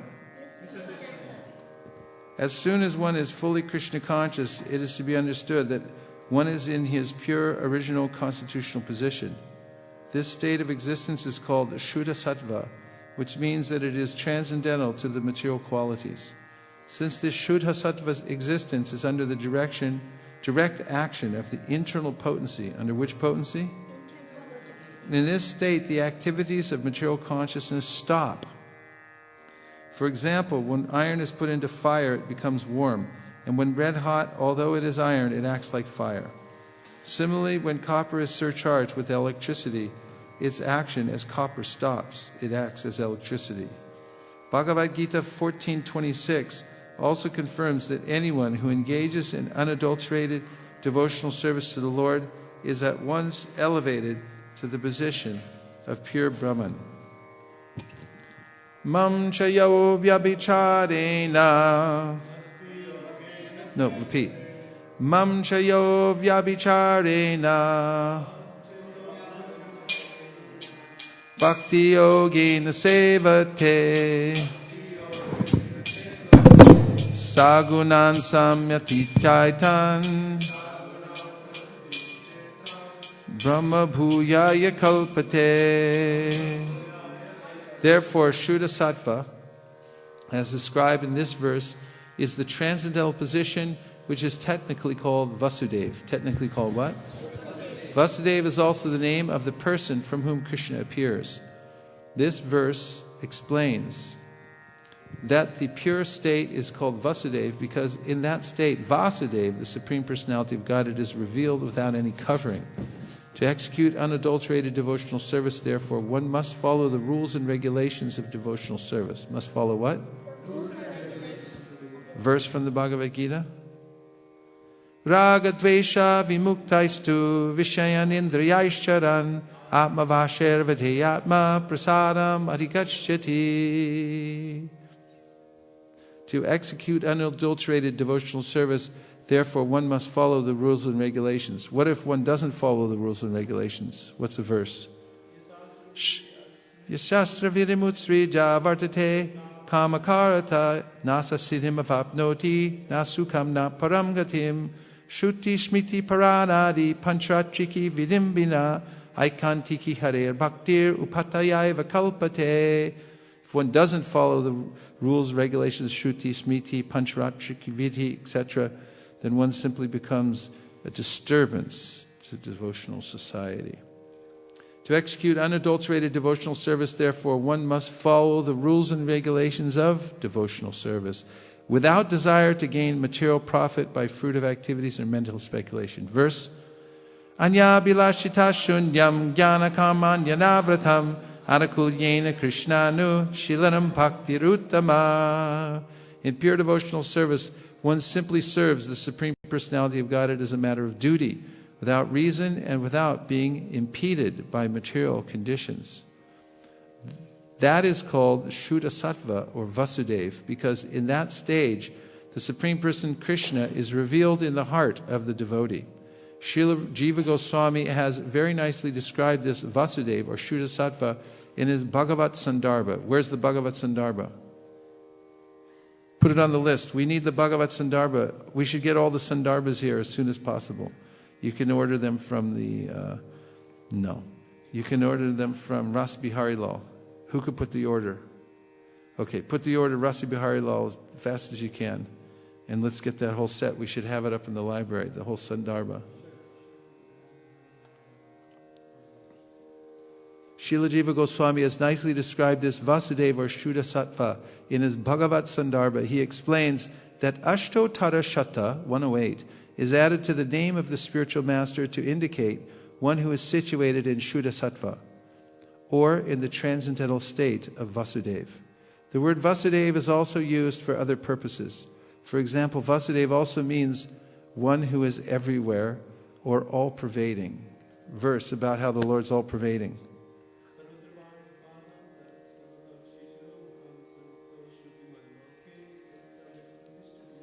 Verse about how Lord Nrsimhan is all-pervading. Bahira nishingo radaye nishingo nrsimhabading sharanam prapadye. The sun is also called Vasudeva Shabditam. The word Vasudeva may be utilized for different purposes, but whatever purpose we adopt, Vasudeva means the all-pervading or localized Supreme Personality of Godhead. In Bhagavad Gita 7:19, it is also stated, Vasudeva Sarvamiti. Factual realization is to understand Vasudeva. To understand who? The Supreme Personality of Godhead and surrender unto Him. Vasudeva is the ground wherein Vasudeva, the Supreme Personality of Godhead, is revealed. When one is free from the contamination of material nature and is situated in pure Krishna consciousness, or in the Vasudeva state. Vasudeva, the Supreme Person, is revealed. This state is also called Kaivalya, which means pure consciousness. Jnanam Satvikam Kaivalyam. When one is situated in pure transcendental knowledge, one is situated in Kaivalya. Therefore, Vasudeva also means Kaivalya, a word which is generally used by impersonalists. Impersonal Kaivalya is not the last stage of realization, but in Krishna consciousness, Kaivalya, when one understands the Supreme Personality of Godhead, then one is successful. In that pure state, by hearing, chanting, remembering, etc., because of the development of knowledge of the science of Krishna, one can understand the Supreme Personality of Godhead. All these activities are under the guidance of the internal energy of the Lord. A verse that tells how devotional service is under the internal energy of the Lord. Mahatmanastumam partha daivim prakritimashita bhajantyananya manaso gyatva bhutadamavyayam. A verse that says by hearing and chanting, one develops one's knowledge of the science of Krishna. Evam prasanna manaso bhagavad bhakti yogataha bhagavad tattva vijnanam mukta sangasya jayate. The action of the internal potency is also described in this verse as a pavrataha, free from any covering. Because the Supreme Personality of Godhead, His name, form, quality, His paraphernalia, etc., being transcendental or beyond material nature, it is not possible to understand any one of them with the materialistic senses. A verse that says you can't understand the Lord by materialistic senses. Atashi Krishna namadi nabhaved grayam indriye sevamukhi jivado swayameva spuratyada. Because the Supreme Personality of Godhead, His name, His form, His quality, His paraphernalia, etc., being transcendental, are beyond material nature, it is not possible to understand any one of them with the materialistic senses. When the senses are purified by the discharge of pure devotional service, Rishikena Rishikesha Sevanam Bhaktiruchite, the pure senses can see Krishna without covering. Now one may inquire that since factually the devotee has the same material existential body, how is it possible that the same materialistic eyes become purified by devotional service? The example is stated by Lord Chaitanya, is that devotional service cleanses the mirror of the mind. Chetotarpanamarjanam bhavamahatavagni devaparam shreyakairava chandrika vitaranam vidyavadu jivanam Anandam buddhivardhanam pratipanam purnam ritaswaranam sarvatmasnapanam param vijayate Shri Krishna sankirtanam. The example as stated by Lord Chaitanya is that devotional service cleanses the mirror of the mind. In a clean mirror, one can see one's face distinctly. Similarly, simply by cleaning the mirror of the mind, one can have a clear conception of the Supreme Personality of Godhead. As stated in Bhagavad Gita 8.8, Abhyasa yoga yuktena cetasa nanyagamina paramam purusham divyam yati partanu chintayan. By executing one's prescribed duties in devotional service, cetasa nanyagamina, or simply by hearing about God and chanting about Him, if one's mind is always engaged in chanting and hearing and is not allowed to go elsewhere, one can realize the Supreme Personality of Godhead. As confirmed by Lord Chaitanya, by the Bhakti Yoga process, beginning from hearing and chanting, one can cleanse the heart and the mind, and thus one can clearly see the face of the Supreme Personality of Godhead. A verse that says one can see the face of the Supreme Personality of Godhead, or requesting to see the face of the Personality of Godhead. Hiranmayena patrena satyasya pihitam bukham tattvam pushana parvenu satyadharmaya drishtaye. Anything more about the lotus face of the Lord?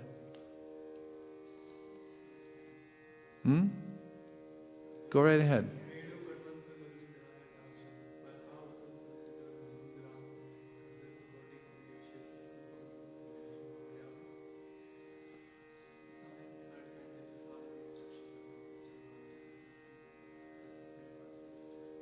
Well, good one.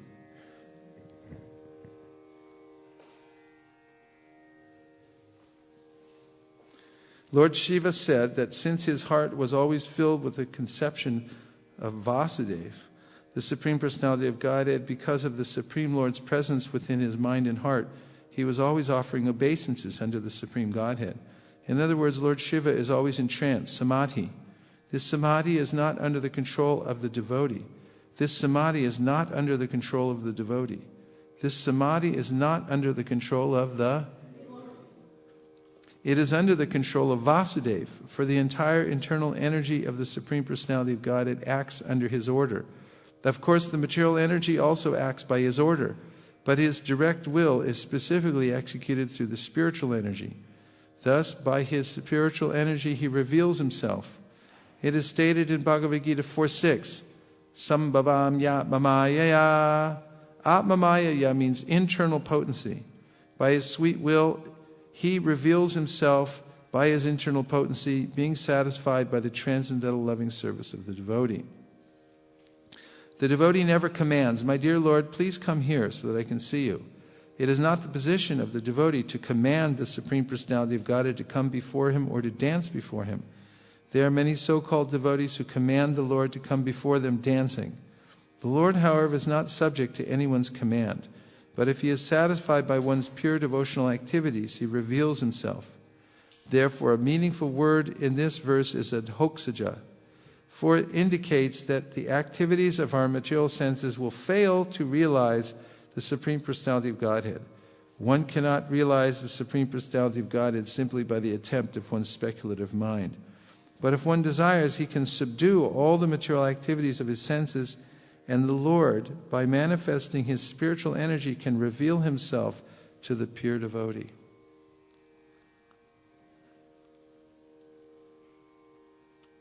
When the Supreme Personality of Godhead reveals himself to the pure devotee, the devotee has no other duty than to offer him respectful obeisances. The Absolute Truth reveals himself to the devotee in his form. He is not formless. Vasudeva is not formless. For it is stated in this verse that as soon as the Lord reveals himself, the devotee offers his obeisances. Obeisances are offered to a person, not to anything impersonal. One should not accept the Mayavadi interpretation that Vasudeva is impersonal. As stated in Bhagavad Gita, prapadyate, one surrenders. One surrenders to a person, not to impersonal non-duality. Whenever there is a question of surrendering or offering obeisances, there must be an object of surrender or obeisances.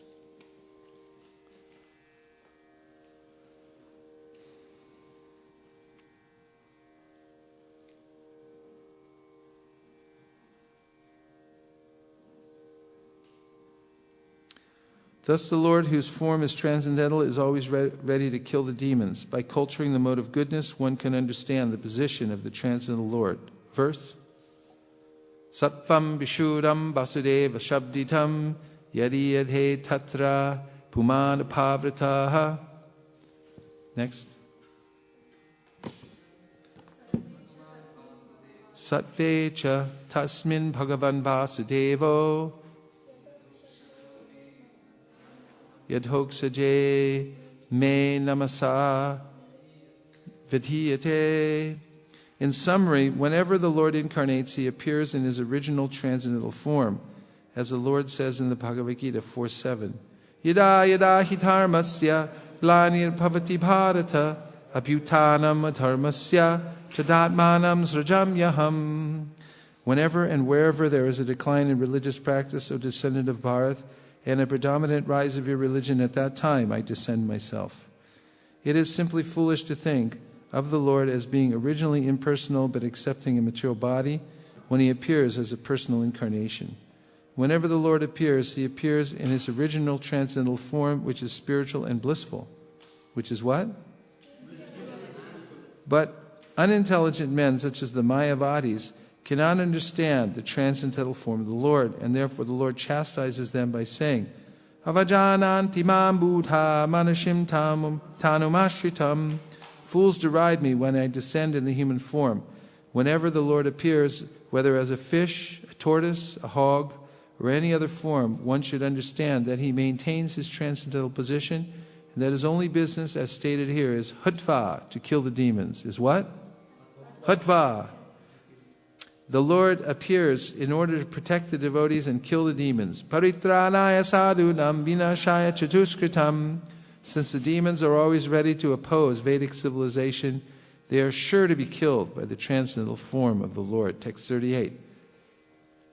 Itam nritirya grishideva chashavatarar lokam vibhava yasihangsa jagapratipan dharman mahapurusha pasyugana vrittam Chanakalaya Yarababastriyugota Sattvam.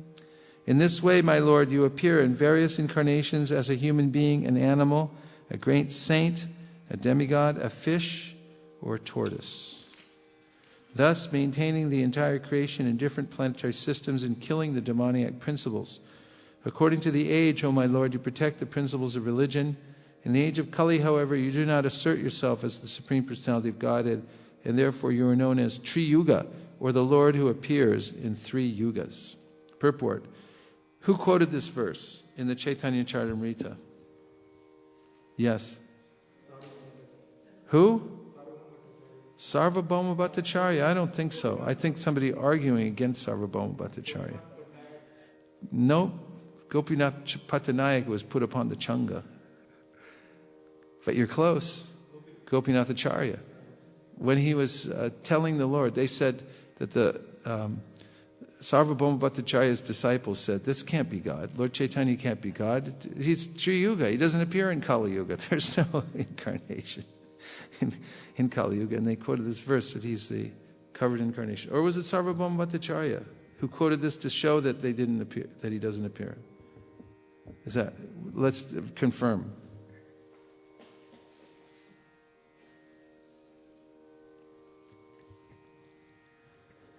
As the Lord appeared just to maintain Lord Brahma from the attack of Madhu and Kaitava.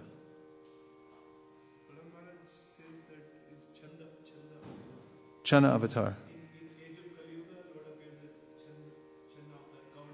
Yeah. Yeah. So that makes a case for it. You have it? That was fast.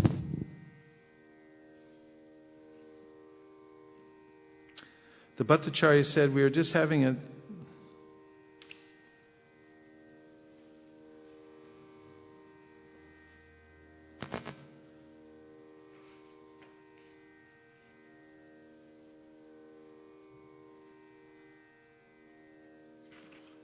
The Bhattacharya said, we are just having a discussion among friends and considering the points described in the scriptures. Do not become angry.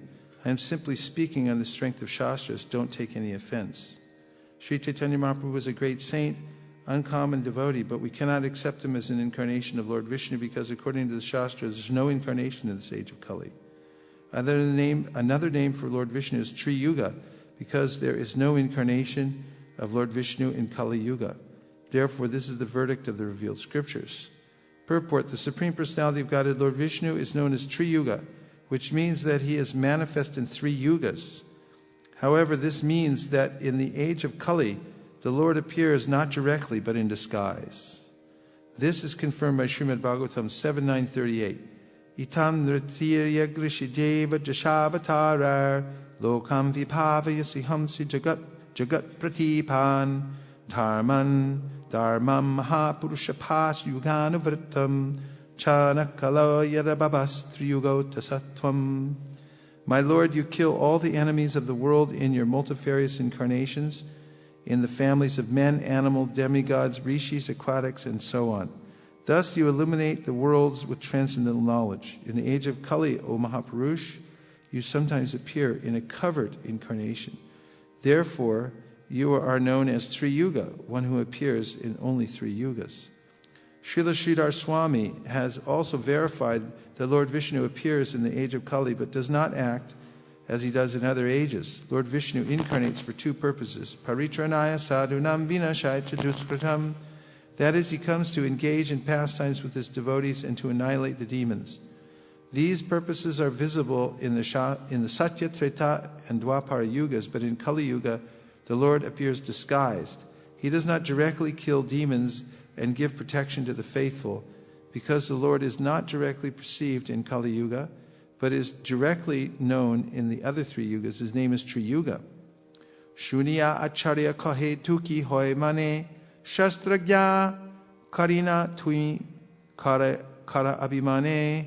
Upon hearing this, Gopinath Acharya became very unhappy. He said to the Bhattacharya, "You consider yourself the knower of all Vedic scripture. Srimad Bhagavatam and the Mahabharata are the 2 most important Vedic scriptures, but you have paid no attention to their statements. In Srimad Bhagavatam and the Mahabharata, it is said that the Lord appears directly, but you say that in this age there is no manifestation or incarnation of Lord Vishnu. In this age of Kali, there is no Leela avatar of the Supreme Personality of Godhead. Therefore, he is known as Triyuga. That is one of his holy names."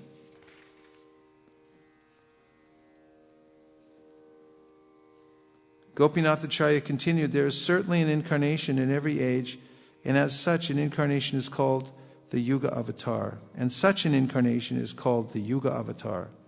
But your heart has become so hardened by logic and argument that you cannot consider all these facts. In the past, your son has had bodies. Asan varnas taryo yasya granato nu yugam tanu shuko raktistata pita idanim krishnatam gata.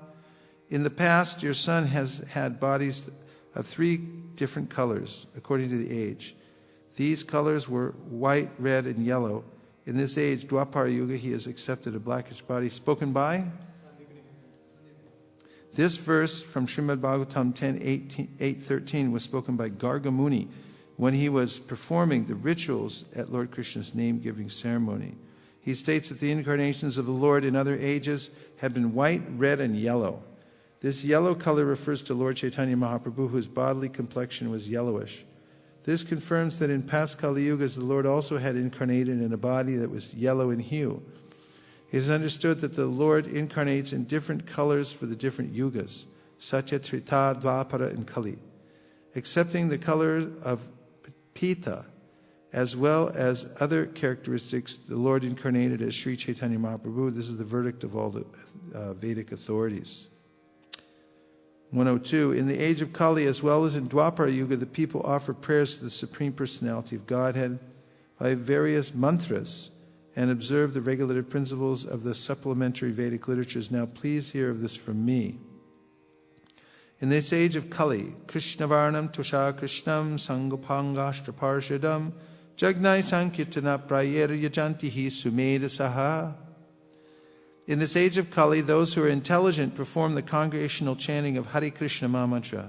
Hare Krishna. Worshipping the Supreme Personality of Godhead, who appears in this age, always describing the glories of Krishna. Glories of who? Krishna. This incarnation is yellowish in hue and is always associated with his plenary expansions, such as Nityananda Prabhu, and personal expansions, such as Gadadhar, as well as his devotees and associates, such as Swarup Damodar.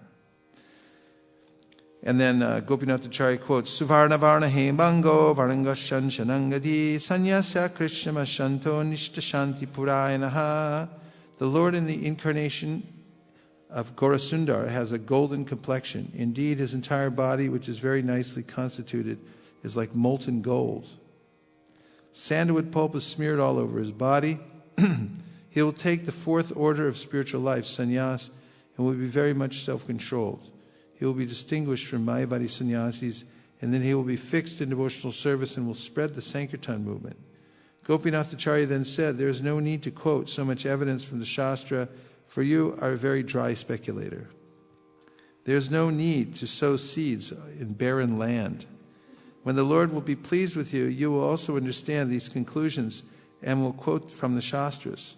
The false arguments and philosophical word jugglery of your disciples are not faults of theirs. They have simply received the benediction of Mayavad philosophy. I offer my respectful obeisances to the Supreme Personality of Godhead, who is full of unlimited qualities and whose different potencies bring about agreement and disagreement between disputants. Thus, the illusory energy again and again covers the self-realization of both disputants. very applicable to Kali Yuga, isn't it? In almost all cases, that's from 6:431. You want to check where that is? Just want to see where it falls in the scheme of things. In almost all cases, whatever learned Brahmins speak becomes accepted. Nothing is impossible for one who takes shelter of my illusory energy and speaks under her influence. After hearing this from Gopinath Acharya, Sarvabhauma Bhattacharya said, first go to the place where Lord Chaitanya is staying and invite him here with his associates. Ask him on my account. So the verse, Itam Nittiryag Rishijev Jashavatarar, is in the purport.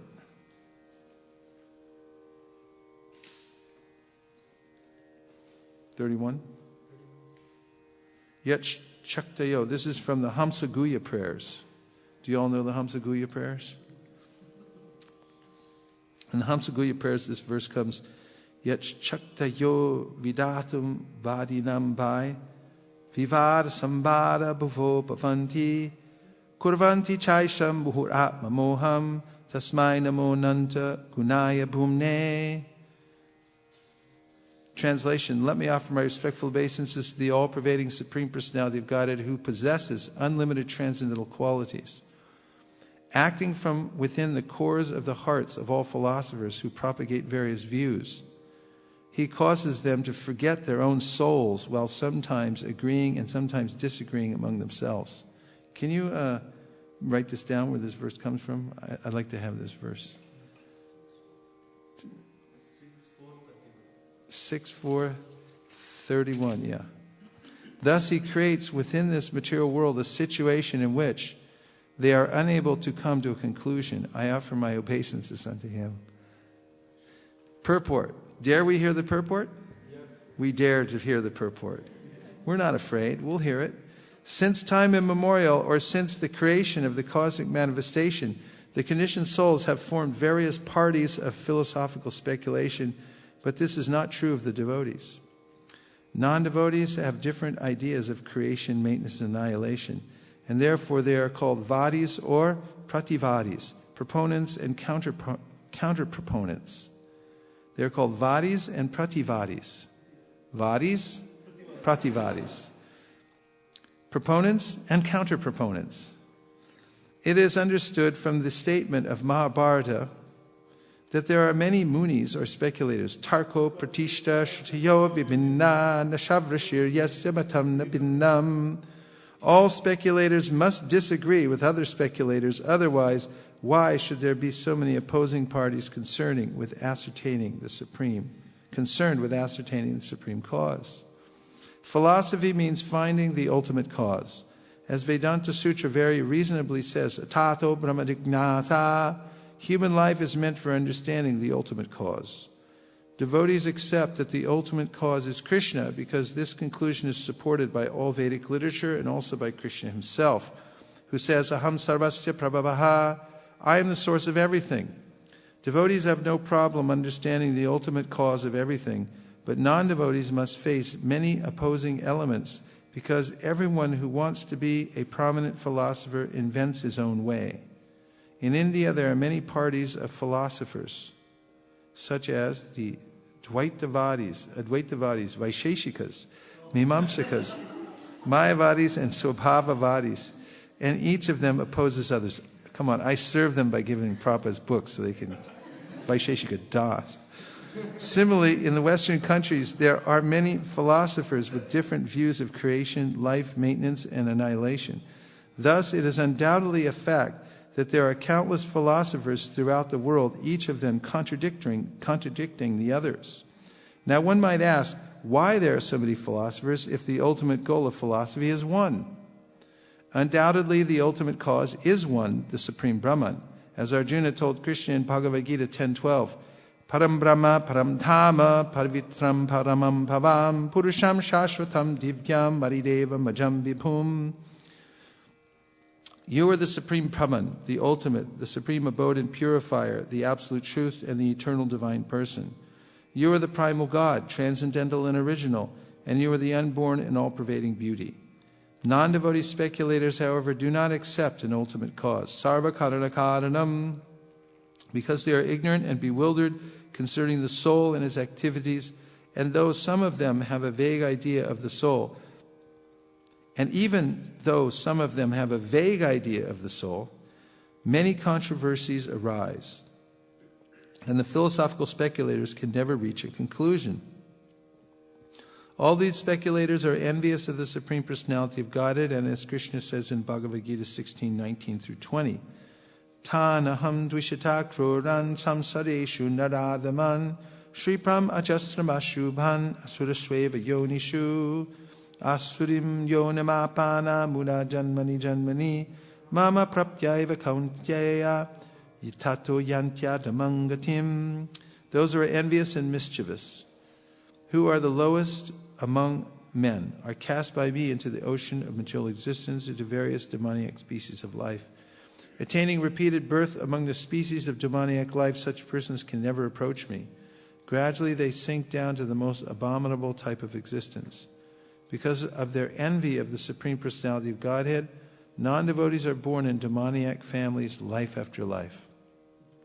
They are great offenders, and because of their offenses, the Supreme Lord keeps them always bewildered. Kurvanti chasam muhur atma moham. The Lord, the Supreme Personality of Godhead, purposely keeps them in darkness. Atma moham. The great authority Parashara, the father of Vyasadeva, explains the Supreme Personality of Godhead thus. Jnana Shakti Balaishya Varya Virya Tejam Yasheshataha Bhagavat Shapta Vachchani Vina Heyar Gunadibihi. The demoniac speculators cannot understand the transcendental qualities, form, pastime, strength, knowledge, and opulence of the Supreme Personality of Godhead, which are all free from material contamination. Vina Heyar Gunadibihi. These speculators are envious of the existence of the Lord, Jagadahur Anishvaram.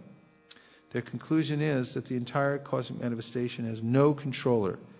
Jagadahur Anishvaram has no controller, but is just working naturally.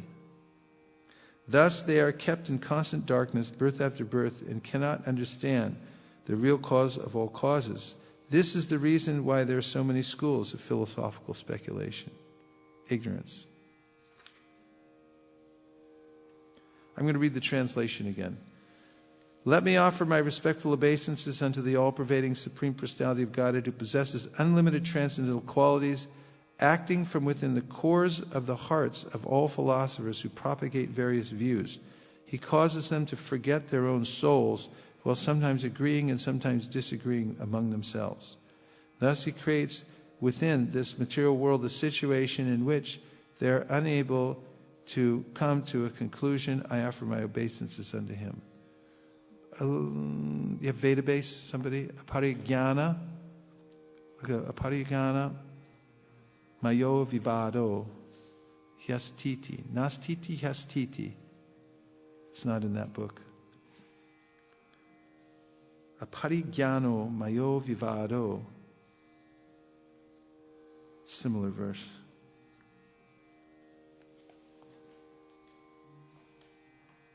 Aparigyana mayo vivado. Hyastiti, nastiti, vyastiti.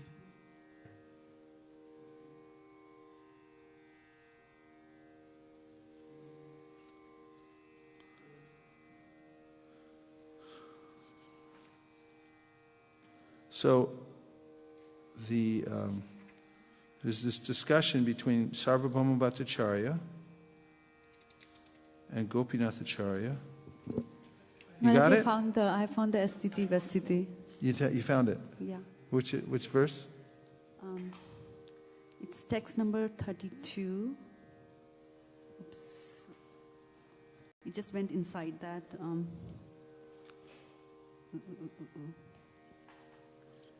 Text number 32. It's 6432. 6432. 32. Very next one. Wow.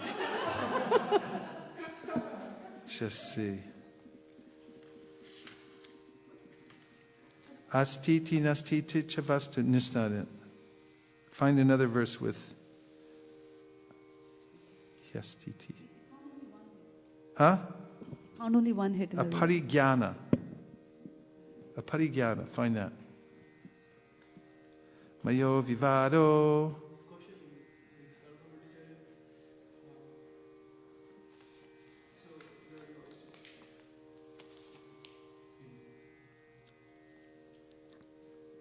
It's being broadcast. We need the other microphone. Here. So, Gopinath Acharya give the logic that Lord has come into with the different colors, Rakta, Pita, Tatha, Shuklo, Rakto, Tatha, Pito. So, Shuklo is white, Rakta is red. So, white and red, Lord has come before, and now is in, Pita is, we understand Lord Chaitanya Mahaprabhu, and black is Krishna. So, what is white and red incarnations? I could not get it conclusively. I haven't seen anybody get it conclusively. You got it?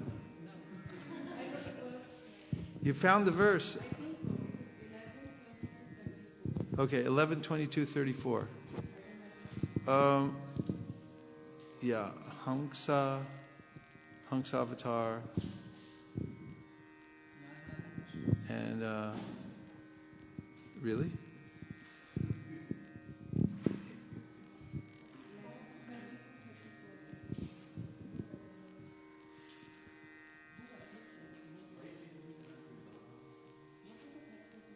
Keep a record of all these verses, okay? Here's another verse. Atma parigyana vivado yastiti nastiti bidarta nishta. 5 points for who found it? You found it, okay. Shamalangi's got 5 points. Atma parigyana vivado yastiti nastiti bidarta nishta. Vyartopi naivo parameta pungsam mata paravrita diyam swalokat. The speculative arguments of philosophers, this world is real, no it is not real, is based on incomplete knowledge of the Supreme Soul and is simply aimed at understanding material dualities. Although such argument is useless, persons who have turned their attention away from me, their own true self, are unable to give it up. Purport. If one doubts the existence of the Supreme Personality of Godhead, one will inevitably doubt the reality of the Lord's creation. Thus, without understanding Lord Krishna, mere argument and debate over the reality and non-reality of the material world are useless.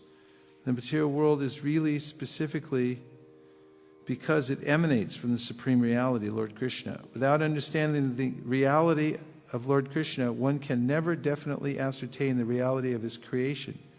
One will always wonder if he is actually seeing something or merely thinking that he is seeing it. This kind of speculation can never be resolved without taking shelter of the Supreme Lord and is therefore useless. The devotees of the Lord are not inclined to such argument because they are factually advancing in spiritual enlightenment and are fully satisfied with their progressively more beautiful experience of Krishna consciousness.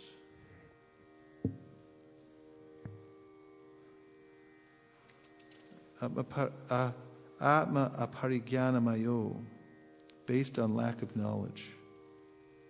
Vivadaha.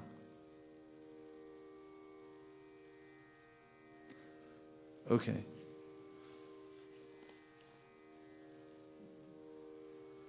So the Bhattacharya and Gopinath Acharya were having this debate.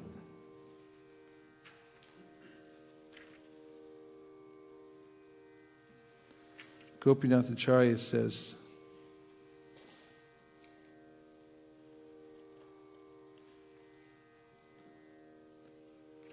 one can understand the Supreme Personality of Godhead by his...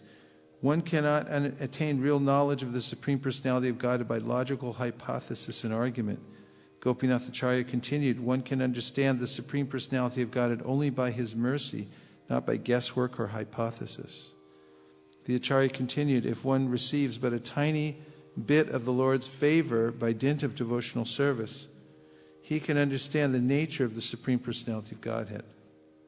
Atapite deva padam buja dvaya prashada leshanugrihita eva hi Janati tatvam bhagavan mahimno nachanya eko picharam bachinban. My dear Lord, if one is favored by even a slight trace of the mercy of your lotus feet, he can understand the greatness of your personality. But those who speculate in order to understand the Supreme Personality of Godhead are unable to know you, even though they continue to study the Vedas for many years. Gopinath Acharya then addressed Sarvabhauma Bhattacharya, you are a great scholar and a teacher of many disciples. Indeed, there is no other scholar like you on earth. Nonetheless, because you are bereft of even a pinch of the Lord's mercy, you cannot understand him even though he is present in your home. It is not your fault. It is the verdict of the scriptures. You cannot understand the Supreme Personality of God simply by scholarship.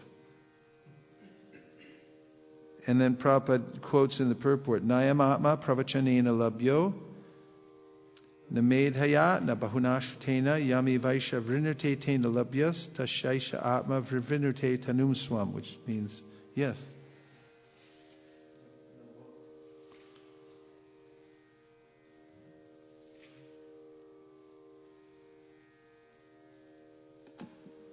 Hare Krishna.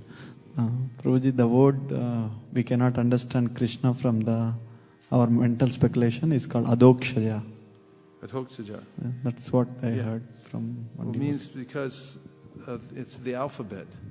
From the beginning of the alphabet to the end of the Adhoksaja. A and Ja. And then it means that he is beyond even all the letters of the alphabet to understand. You can say all those words, say all the syllables, but until Krishna reveals himself, you can't understand just within the alphabet. Prabhupada gives that. And then, Naisha Tarkena Matir Apineya. Don't be a Tarki. Sarvabhauma Bhattacharya replied, my dear Gopinath Acharya, please speak with great care. What is the proof that you have received the mercy of the Lord? Gopinath Acharya replied, knowledge of the summum bonum, the absolute truth, is evidence of the mercy of the Supreme Lord. Gopinath Acharya continued, you have seen the symptoms of the Supreme Personality of Godhead in the body of Sri Chaitanya Mahaprabhu during his absorption in an ecstatic mood.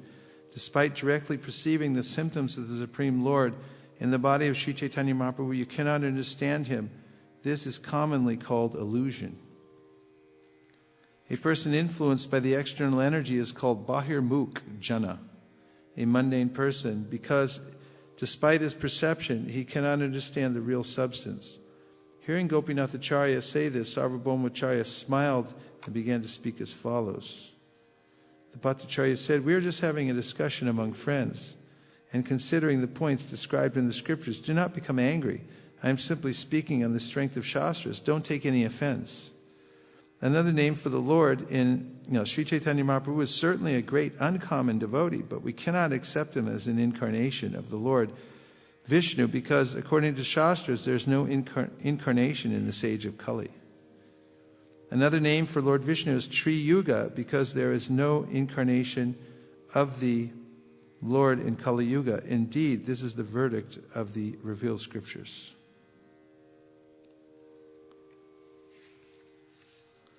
Upon hearing this, Gopinath Acharya became very unhappy. He said to the Bhattacharya, you consider yourself the knower of all Vedic scriptures. Srimad Bhagavatam and the Mahabharata are the two most important Vedic scriptures, but you have paid no attention to their statements.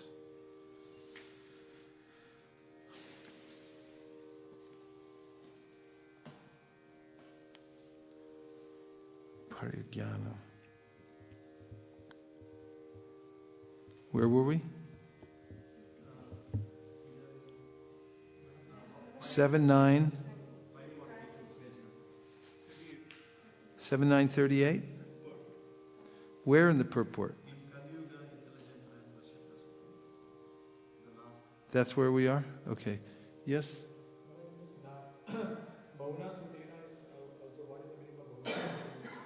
Bahuna. So if one is Bahuna Shutena, greatly learned. Shutena. Oh, does much hearing. Yeah, not even by much hearing. Even not by much hearing. Yeah, it means that people, they go to all kinds of these like a Bhagavat Saptaha or something. They'll sit for 7 days and they'll listen to some professional speak Bhagavatam, but then they don't get anything. Where was it? Gaur Kishore Das Babaji Maharaj. People used to come and try to be near him to get a little bit of notoriety, and they had a Bhagavat Saptaha right near where his Bhajan Kutir was. And he had, afterwards, after the Bhagavat Saptaha was over, he told his brahmachari servant, he was a disciple who used to come there and render service to him. He said, go cleanse that area with cow dung and water. And he said, but Maharaj, they just had Srimad Bhagavatam for 7 days. How could it be any cleaner? And he said, I didn't hear any Srimad Bhagavatam. I heard rupee, rupee, rupee.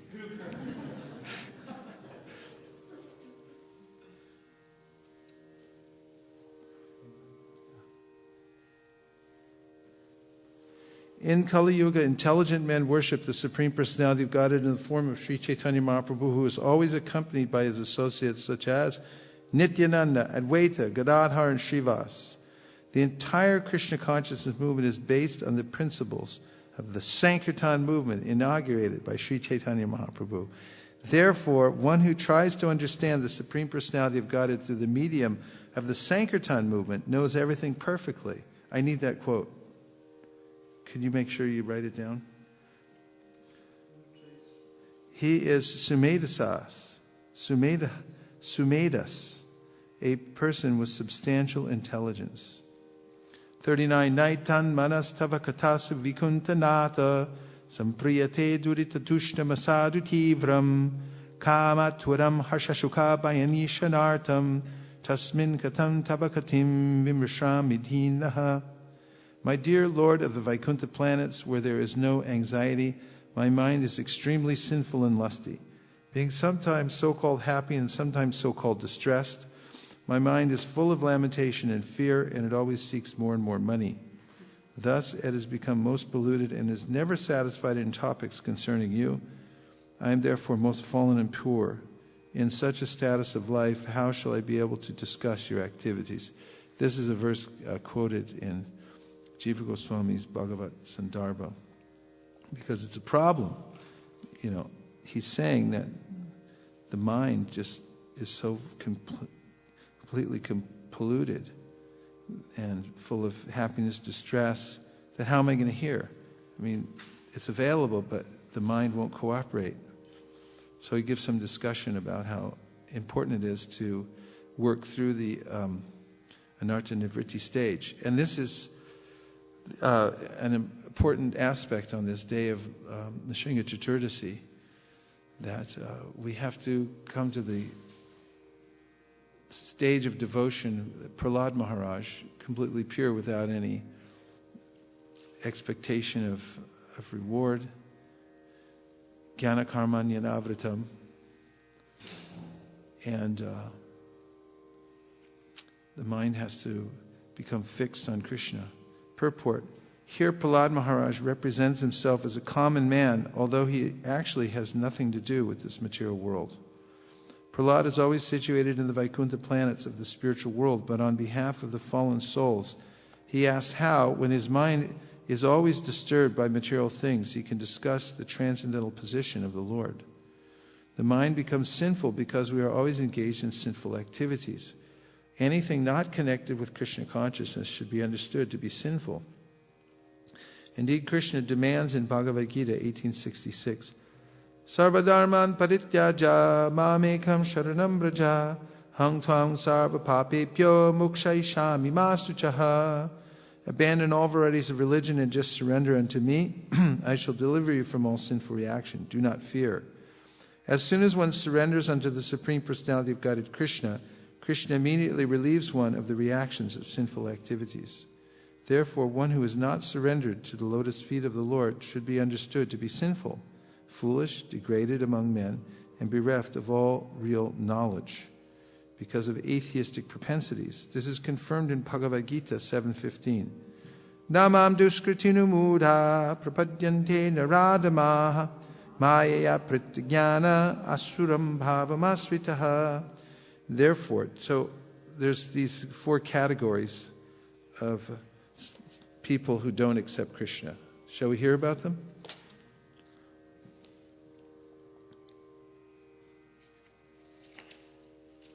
And what about these 4 categories in context?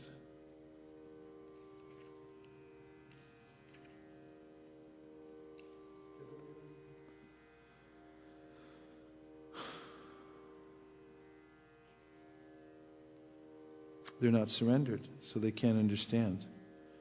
So, it is said in Bhagavad Gita that simply by surrendering oneself unto the lotus feet of the Supreme Personality of Godhead Krishna, one can surmount the stringent laws of material nature. At this point, a question arises. How is it that educated philosophers, scientists, businessmen, administrators, and all the leaders of ordinary men do not surrender to the lotus feet of Sri Krishna, the all-powerful personality of Godhead?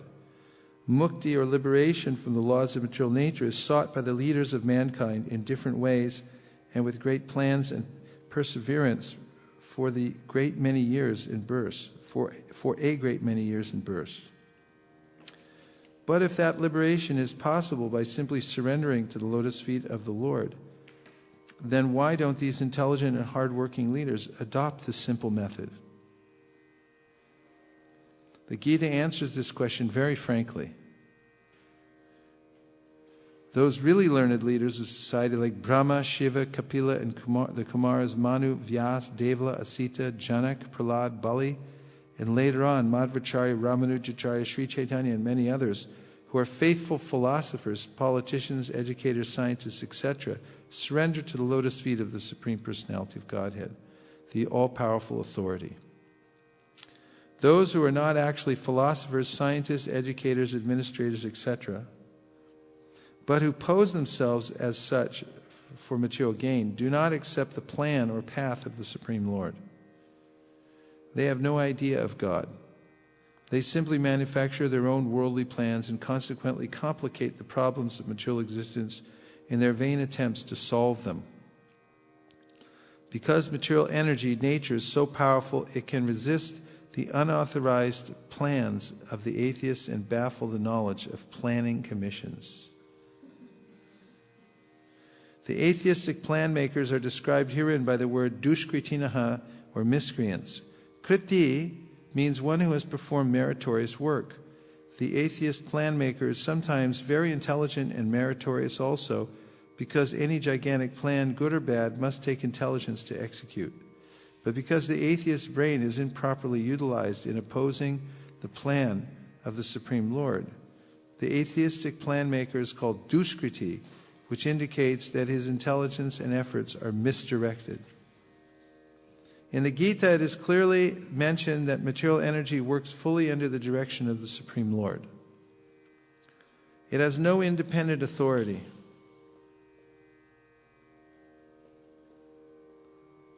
Going to work? Dimitri, you coming back later? Okay. Have a nice day. Good to see you. Hare Krishna. In the Gita, it is clearly mentioned that material energy works fully under the direction of the Supreme Lord. Where does it say that in the Bhagavad Gita? Maya dyakshena prakritihi suyate sacharacharam hetunane nakonteya jagad parivartate. It has no independent authority. It works as the shadow moves in accordance with the movements of the object. But still, material energy is very powerful, and the atheist, due to his godless temperament, cannot know how it works, nor can he know the plan of the Supreme Lord. Under illusion and the modes of passion and ignorance, all his plans are baffled, as in the case of Hiranyakashipu and Ravana, whose plans were smashed to dust, although they were both materially learned as scientists, philosophers, administrators, and educators. These dushkritinas, or miscreants, are of 4 different patterns, as outlined below. 1, the mudhas are those who are grossly foolish, like hard-working beasts of burden. They want to enjoy the fruits of their labor by themselves and so do not want to part with them for the supreme. The typical example of the beast of burden is the ass. This humble beast is made to work very hard by his master. The ass does not really know for whom he works so hard day and night. He remains satisfied by filling his stomach with a bundle of grass, sleeping for a little under fear of being beaten by his master, and satisfying his sex appetite at the risk of being repeatedly kicked by the opposite party. The ass sings poetry and philosophy sometimes, but this braying sound only disturbs others. This is the position of the foolish fruit of worker who does not know for whom he should work. He does not know that karma action is meant for yajna, sacrifice. Beautiful purports, aren't they? Not to yours. Most often, those who work very hard day and night to clear the burden of self-created duties say that they have no time to hear of the immortality of the living being. To such mudhas, material gains which are destructible are life's all in all. Despite the fact that the mudhas enjoy only a very small fraction of the fruit of labor, sometimes they spend sleepless days and nights for fruit of gain, and although they may have ulcers or indigestion, they are satisfied with practically no food. They are simply absorbed in working hard day and night for the benefit of illusory masters. Ignorant of their real master, the foolish workers waste their valuable time serving mammon. Serving mammon. It's a biblical term. Look it up in the dictionary. Unfortunately, they never surrender to the supreme master of all masters, nor do they take time to hear of him from the proper sources. The swine who eat the night soil do not care to accept sweetmeats made of sugar and ghee. Similarly, the foolish worker will untiringly continue to hear of the sense-enjoyable tidings of the flickering mundane world, but will have very little time to hear about the eternal living force that moves the material world. Got it? Mammon. Okay, mammon. So mammon is from New Testament. It says riches or material wealth. And then it often has an initial capital letter. A personification of riches as an evil spirit or deity. That's mammon. Anything more? The origin is 1350 to 1400 in Middle English. The Latin and Greek mam, onus. Aramaic mammona means riches. Means riches. Yeah. Mammon. And synonyms are possessions, money, and gold. Okay. I was just thinking that it mentioned that it is written with a capital M. It starts with a capital M. And I was thinking like Maya also starts with Maya, capital M. Yeah. mammon. Yeah, there's John Milton, the famous poet, wrote Paradise Lost. It's a extensive poem, and it describes how the angels from heaven fall down from the spiritual world. They revolt against the Lord, and they have a fight. They're cast down from heaven. They fall into hell. And there in hell, the different characters in the poem are performing their different activities. But one of them, there's a lake of fire in hell. And one of them is very optimistic about it, and he starts a mining operation to take whatever gold might be there within the lake of fire. So even in that situation, this retrograde personality is thinking like how to get mammon. Overcome by this. Atheist brain. Okay, mudas. Braying sounds. Mammon. Practically no food. Swine who eat the night soil. Huh? Ulcers. Absorbed in working day and night for the benefit of illusory masters. Really makes you think, huh? This one, Maharaj, about Huh? this. A humble beast. He's a humble beast. What's that?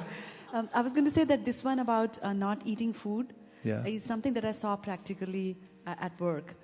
We had this huge meeting, and our biggest boss, so we broke for lunch, and he ordered lunch for himself, and it was a very tiny cup of just soup, and his secretary had ordered it before, I think, so it was cold also, and so it was pretty disgusting to taste. So you could see it like he was eating it, and there was disgust on his face, and that thought arose in my mind at that time, like, he's earning millions and millions of dollars, and this is what he eats. I mean, Gets I eat one little much better old than cup of what he soup. does. Yeah. That's nice. Yeah. Yeah, millions of dollars, but how does it translate? And Prabhupada used to say that you can earn millions of dollars, but if your capacity is that you can only eat 4 chapatis, that's it. That's all you get anyway.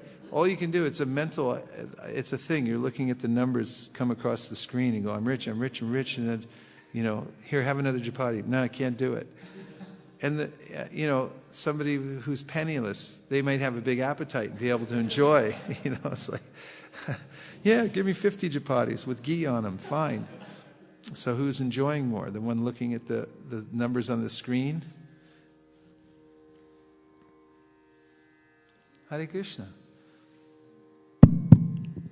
So Prabhuji, one more thing that I observed with my previous person whom I was working with is whenever there is a crisis, some systems is not working, they say severity 1 case, so he'll come to my desk and he'll tell this is a problem. And then once he was saying that, you have to do like this, like that, this Mirabai, bhajan, all those things don't work. You have to always be 24/7 available. And then what is the singing and all that? Because he somehow came to know that he's from Bengal, so he know about all this, always crying, Krishna, what and all this. And then one day, this P1 problem again happened, and he was like, he had stopped smoking for 6 months. And then his boss came to him and told that there is a P1 case and he is responsible for this. And then he'll come to me because I'm the next level. So and then he stopped smoking for 6 months, and then that day he smoked around like 3 packets or something like that. And in the evening, like after it was resolved, and I was talking to him, and he was saying that, see, I'm much better than you, because when P1 comes, at least I have some patience to understand what it is, but you go and smoke 3 packets of cigarette and kill yourself. Because I could stop it the way in which he said. But he was then trying to listen, but what they think is they are low best, and they can think only when they smoke. And they don't even try to understand what is happening and what is the best way to kill themselves. Yeah. Where's the tech department? The microphone went down. Battery gone? This is fascinating. Fascinating. Okay, ready for number 2? Yes. Dare we? All right. Fearlessly we go forward. Another class of Duskriti or miscreant is called the Naradama, or the lowest of mankind. Nara means human being, and Adama means the lowest. Out of 8,400,000 different species of living beings, there are 400,000 human species. Out of these, there are numerous lower forms of human life that are mostly uncivilized. The civilized human beings are those who have regulative principles of social, political, and religious life. Those who are socially and politically developed, but who have no religious principles, must be considered Naradamas. Nor is religion without God religion, because the purpose of following religious principles is to know the supreme truth and man's relation with him. In the Gita, the personality of Godhead clearly states that there is no authority above him and that he is the supreme truth. The civilized form, verse, Mata paratanam nanyat kinchid asti naranjaya maisarvamidam protam sutri manigana iva. The civilized form of human life is meant for man's reviving the lost consciousness of his eternal relation with the Supreme Truth, the personality of God, Sri Krishna, who is all-powerful. Whoever loses this chance is classified as Naradama. We get information from revealed scriptures that when the baby is in the mother's womb, an extremely uncomfortable situation, he prays to God for deliverance and promises to worship him alone as soon as he gets out. To pray to God when he is in difficulty is a natural instinct in every living being because he is eternally related with God.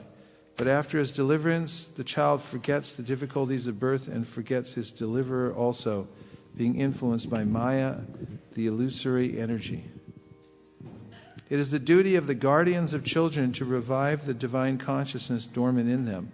The 10 processes of reformatory ceremonies, as enjoined in the Manusmriti, which is the guide to religious principles, are meant for reviving God consciousness in the system of Varnashrama. However, no process is strictly followed now in any part of the world, and therefore 99.9% of the population is Naradama. I think we lost SKP. He might have gone to get the Sandarbhas.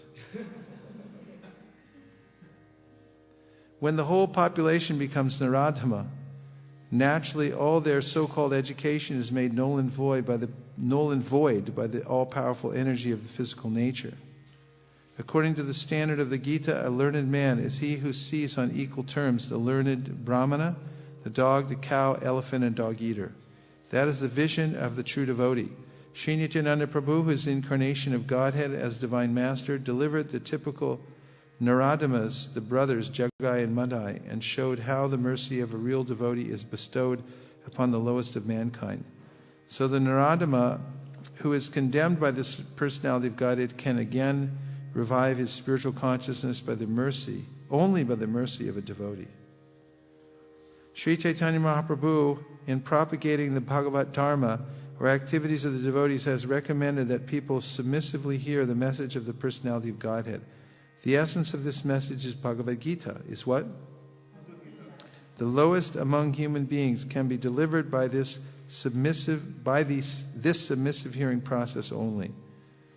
But unfortunately, they even refuse to give an oral reception to these messages, and what to speak of surrendering to the will of the Supreme Lord. Naradamas, or the lowest of mankind, willfully neglect the prime duty of human being. 2 things in this last sentence that are extremely optimistic for those who are on the path of devotional service. One is that one must simply submit to the process of submissive hearing. Submit to submissive hearing. A little redundant. But point is, if we apply ourselves to hearing and we put aside the mind's speculations and simply hear without suspending disbelief and just hear from the Shastra, and just with a submissive attitude that I'm helpless and I'm hearing from the authority, and depending on that sound vibration to bring us to the perfectional stage, that will come naturally through the hearing process.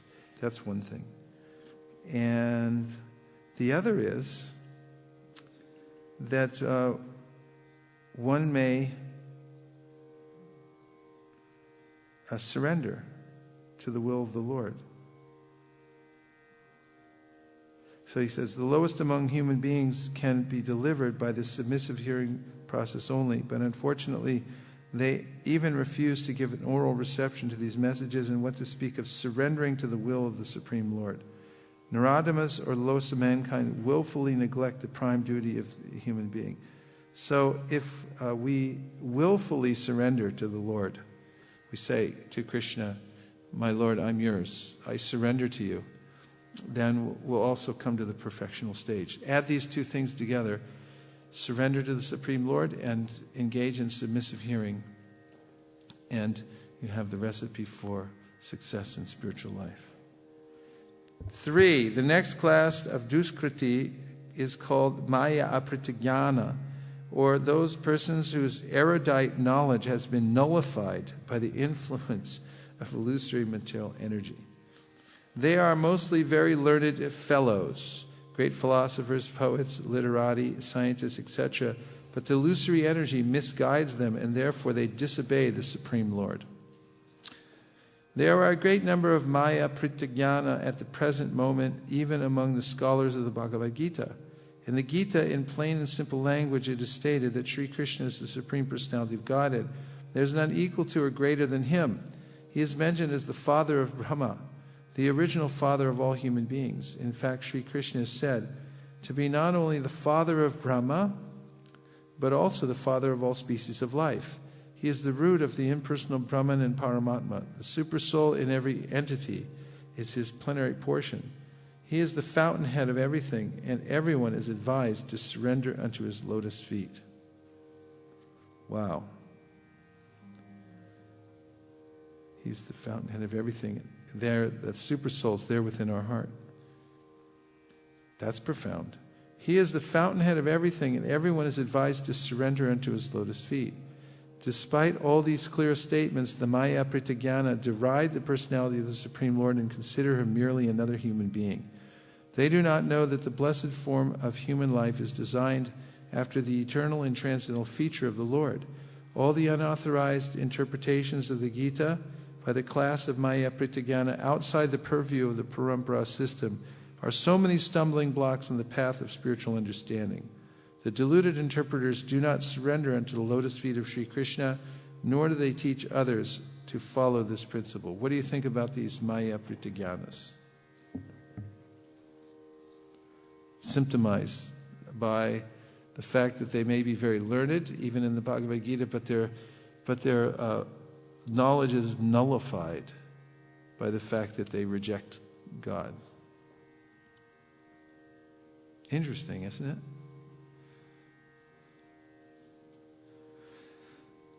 What is it? Intelligent fools.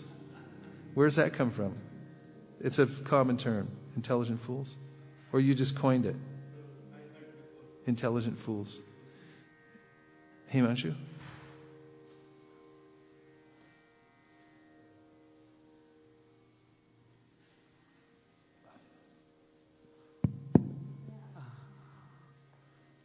Hare Krishna, Prabhu. Prabhuji, I also wanted to ask if you can enlighten each of these categories. What should be our strategy in the category specific to bring them in Krishna consciousness? Some of them may be envious, but some of them can come. So okay. Namam duskrituna mudha prapadyante naradama. Okay, so there's the mudha. The mudha, you have to give him prasadam. Namam Krishna Muda Prapadyante Naradama. The lowest among mankind. That means people who have no guidance from the Shastra, right? Won't take any guidance. Them you should give prasadam. Naradama. Maya Pritigyana. Yeah, prasadam.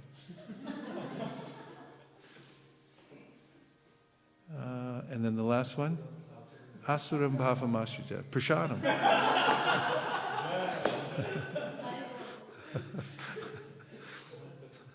Give Mahaprasad, because I've seen that. I saw once Kesha Bharti Maharaj, when he was in Dallas, this one professor took a liking to him.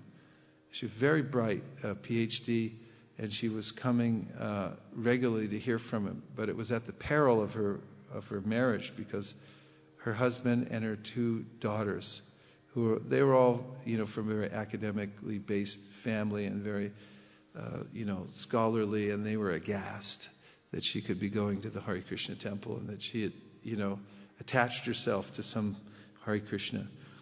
And, they were... So anyway, this was going on for some time, and then it happened that the devotees, some of the devotee women, were holding these cooking classes, and this professor was going to some of them, and her daughters had to go pick her up from there. And so one time they came, and she hadn't come out yet, so they had to go to the door, and they said, "Oh, come in, come in, come in." And they went in, and they were so touched just by the atmosphere, by the loving nature of these devotee women, and also they took some prasad. And afterwards they changed. They became, well, we like those guys, you know. And then gradually, you know, the heart starts to change and the receptivity changes. The appreciating capacity becomes enhanced by that kind of association. Usually it's not by, you know, a particular technique of preaching, but by the warmth of the devotee. You know, they feel something. They feel something that they see in the person, that the person actually is very real, that they care. There's a quality about devotees who are feeling satisfied in Krishna consciousness they don't see elsewhere. And it's sort of it's something that they pick up from the countenance of the person and from their demeanor and from the way they're treated by that person, you know, gently, kind of. And then if they take prasadam it's so powerful that it starts to change their heart cells in their brain and everything like that by taking prasad. Yeah.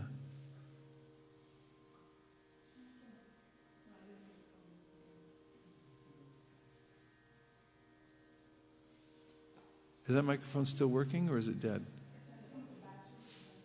Let's get the other microphone.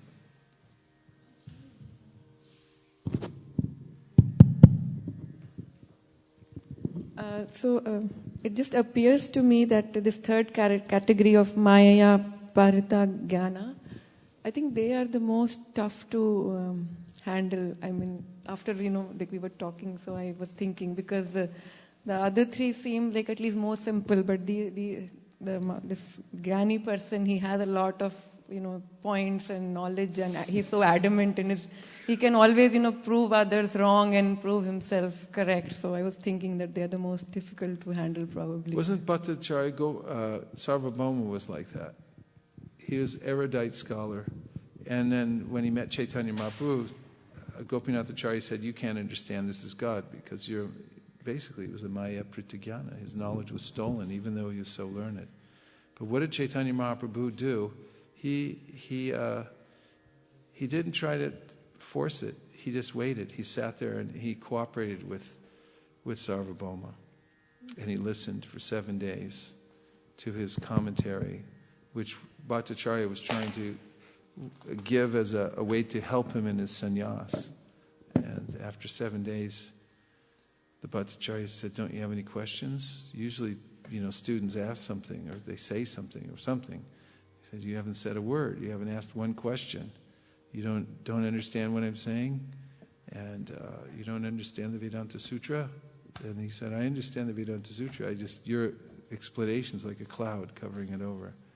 And then they got into some discussion. Then Mahaprabhu, through his philosophy, because he explained the Atmarama verse, and also his discussion of the Vedanta Sutra, its meaning, that attracted the attention of Sarvabhauma, actually, because of when he heard the different explanations of Atmarama verse. And notice that Mahaprabhu was humble all the way through, because he asked Sarvabhauma say something, and Sarvabhauma, you know, said something according to his ability, and then Mahaprabhu outdid him in such a profound way that Sarvabhauma's intelligence was bewildered, and he thought, he started thinking, this must be the Supreme Personality of Godhead. And then when he had that inkling of surrender to him, then Mahaprabhu revealed himself. And then he said, do you still think that I need to hear the Vedanta Sutra in order to become a better sannyasi? Himanshu? Yeah. Thank you, Prabhuji. It also reminds of interaction of Sri Chaitanya Mahaprabhu with Prakashananda Saraswati. Mahaprabhu, the exemplary behavior of humility, it actually melted their heart. And even though they were thoroughly defeated, they felt quite nice about it. That's right. Yeah, they felt quite nice about it. Mahaprabhu left everyone with that feeling of being encouraged, not embarrassed. And related to this, actually, when Radhika Raman Prabhu was visiting here, I had asked him a question that, you go into so much of highly, scholarly circles where people naturally have their own interpretation of even the Vedic texts. So how do you interact with them? And, so he told that, he gave this example of Prakashana Saraswati and Sarvabhauma Bhattacharya, that naturally if you are nice and you, with your humility or, with proper behavior, you can make them appreciate Krishna consciousness and the culture. Scholastic wise, probably they will not come to terms right away. Yeah. That's it.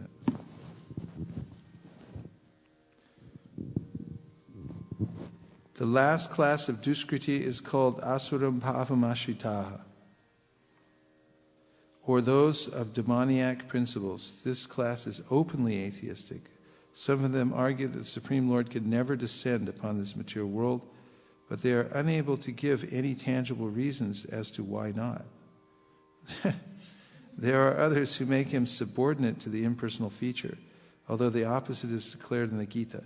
Envious of the Supreme Personality of Godhead, the atheist will present a number of illicit incarnations manufactured in the factory of his brain. Such persons whose very principle of life is to decry the personality of Godhead cannot surrender unto the lotus feet of Sri Krishna.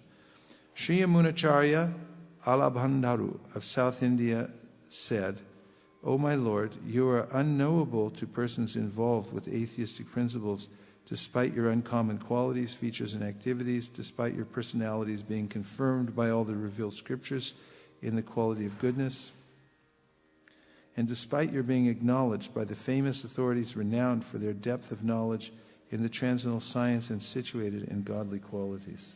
Hare Krishna.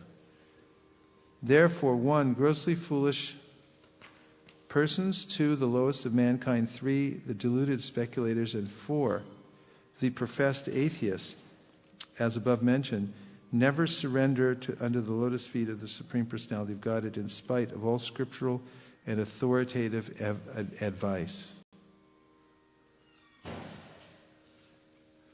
Hare Krishna.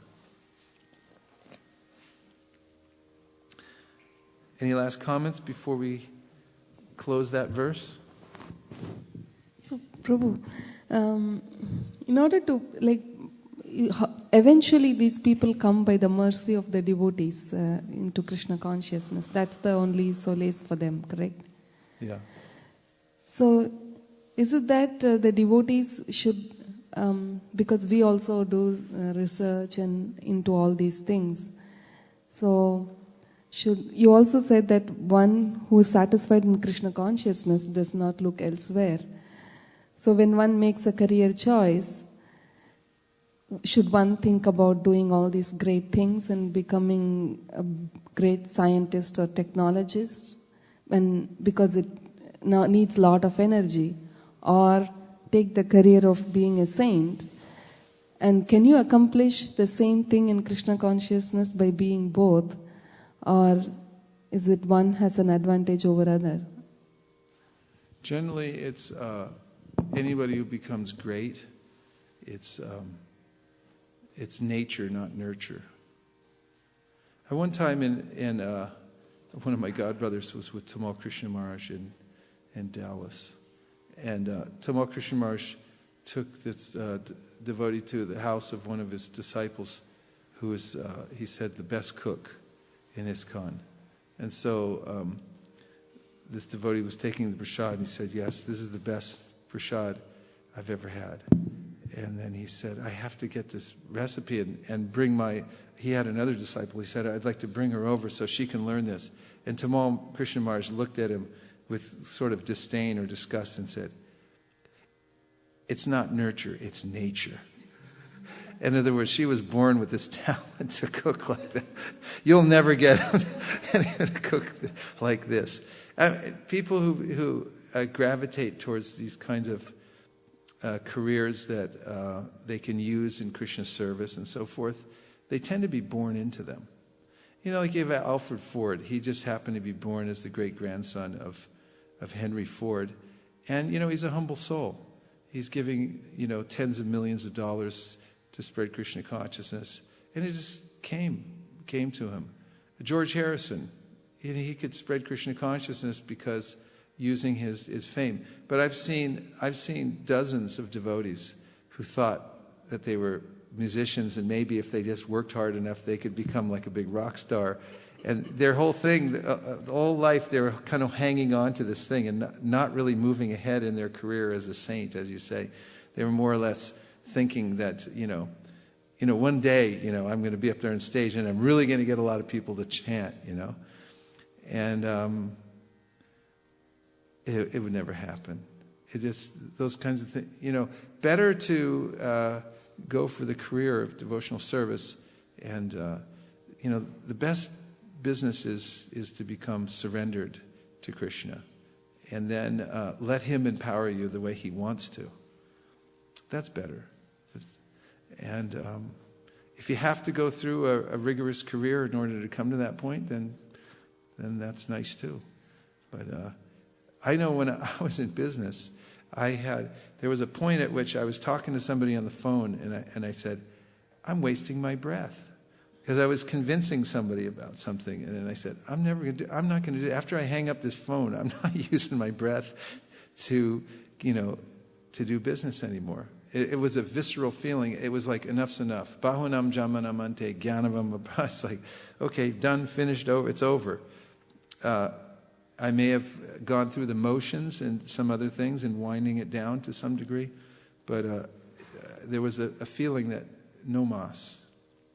That's it. So if it happens to come to you like Radhika Raman, he happened to be born on a fast track and, things worked out in that way, it's fine. But, the value of a good devotee is inestimable in the world. And Srila Bhaktisiddhanta said, don't try to become a great devotee, just try to become a good devotee.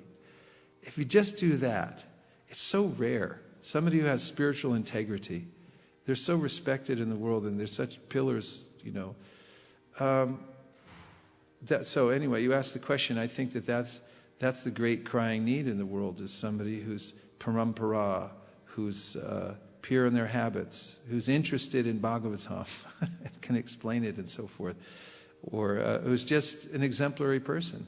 They become even if they're not great scholars or something, they're just exemplary. They set an example. Is that what you meant? Yes, Prabhu. There's just one follow-up question, because this is from materialistic point of view, at least people around you, like how they perceive, or sometimes you even think, it could be because of immaturity, but what people generally think is if somebody leaves the material world and takes the spiritual life very seriously, they kind of think that they are parasites, or they are not... At first they may think that, but then they'll go through situations in their life where they'll change their mind. Someone in their group will commit suicide, and they won't know how to reconcile it, and then they'll think of the devotee.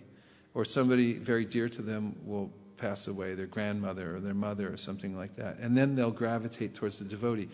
At some point of life, when you leave the association of people who are trying very hard, of course, family members, anybody. I told this story before. When I took my parents' ashes, I had them both at the same time because they died a year within anyway, it's a long story, but I had their ashes. I went to Vrindavan, and I met another devotee, Samapriya, whose mother had just died. She told me all about how she had been estranged from her family because she had gone into Krishna consciousness as her main concern in life. And she hadn't, given the kind of time to her parents as some of her siblings would have liked. And therefore, at least one of them had completely rejected her and said, well, I don't want to talk to you. I'll never talk to you again. And then her mother started dying. And then Samapriya came there to take care of her in her last 3 months of life. And the other family members, including this brother, was unable to do that. In fact, he couldn't even be around the situation that much. I saw that when my mother was dying. Sometimes some of them didn't want to see it. I can't be there for this. You know, you can be there. You're into this stuff.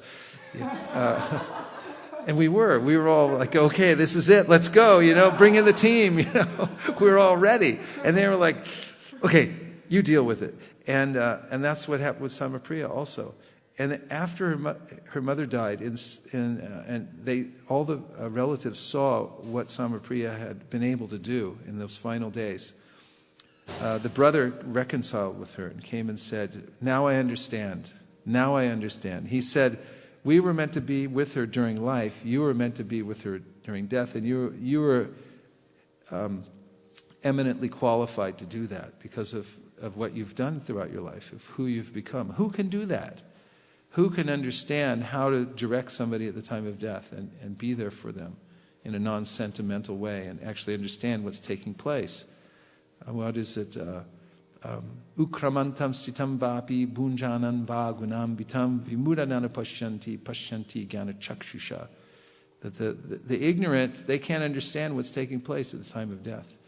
So my point is that initially someone, in your group might say, "Oh, you've just become a parasite." I don't think people think that anymore. At least failed in your life or something like that. Is what failed? Yeah, it's a failure. Yeah, that's a good thing. Let him.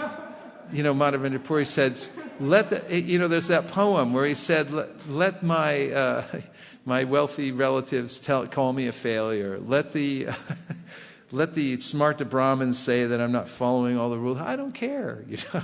I'm off to worship Krishna." It's a relief, actually. So, and you will be. It is the most valuable thing, and people will come to that point of realizing how valuable it is. Yeah.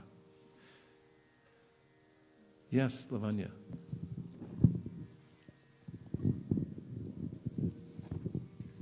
Hare Krishna Guru Maharaj.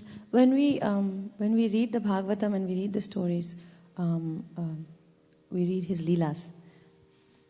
We are told again and again that we cannot understand what the Lord intends to do. Like certain situations where we say, "Why did that person do this?" Or what was he thinking? Again and again, we are told that this is how the Lord intends it to be. We're not to question. But with people who are smart, with jnanis and people like that, they always tend to catch the points in the story where it doesn't make sense.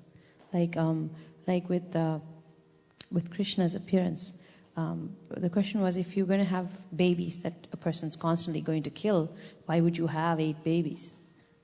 Would you just not stop? Don't you see pain and stop? And I didn't have an answer to that question. It's a very practical, logical question. We learn as we read to just accept the flow of the story.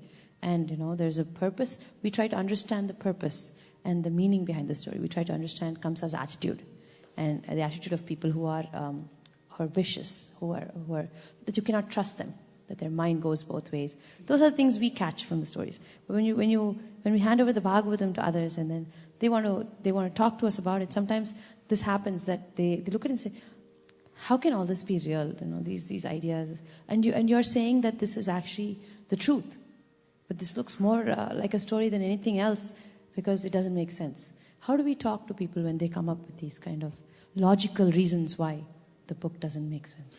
Well, you can see that Sarvabhauma Bhattacharya was a dry logician. How did Gopinathacharya speak to him? Of course, he had a very intimate relationship with him, but he sort of, he just told him, "You're a loser. You don't understand anything." And Sarvabhauma was a little taken back. He said, "What are you talking about? How do you know? How do you know you know him and I know?" And he said, "Because I have the mercy. I understand that he's God and you don't. Therefore, people who don't have any sukriti, they'll pick out all kinds of non sequiturs in the philosophy and try to deal with that. But Prabhupada used to point out that even the material energy is achintya.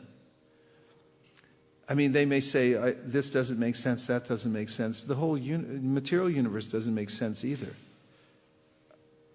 And you can't prove anything. Prove you're alive. Prove you exist.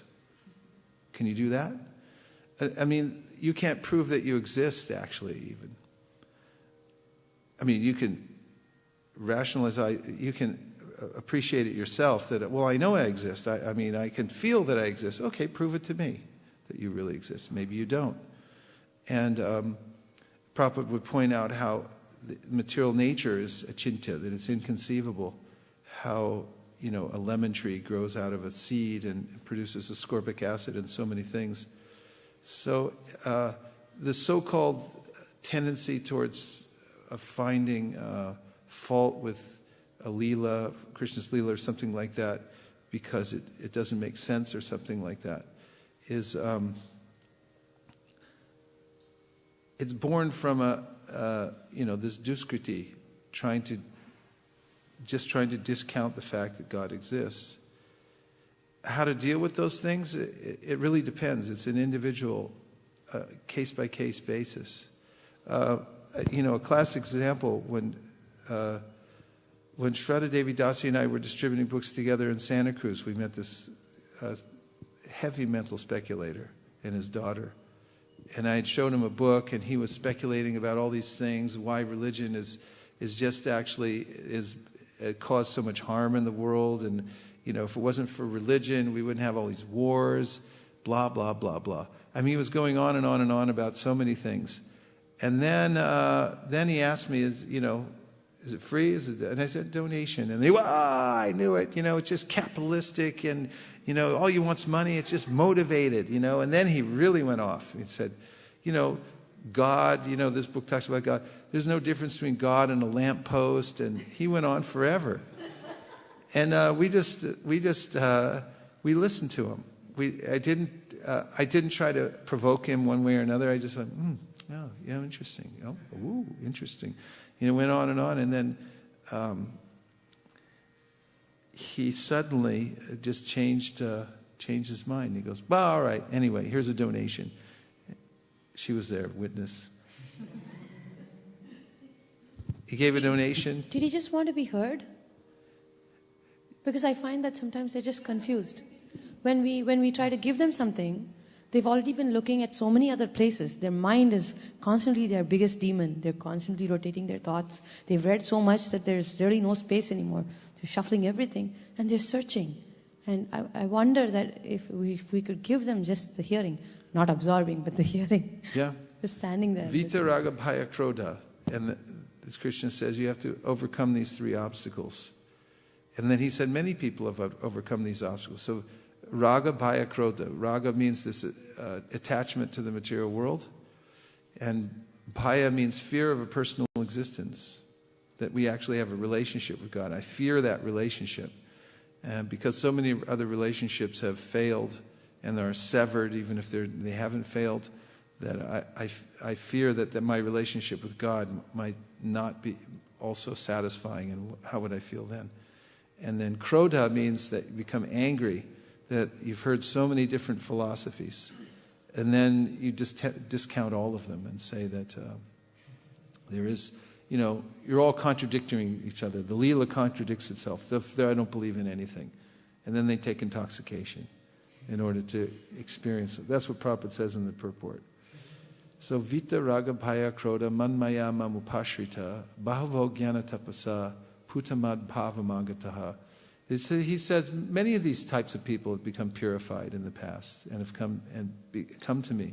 So there is a way through contacting them with devotional service they can gradually be purified.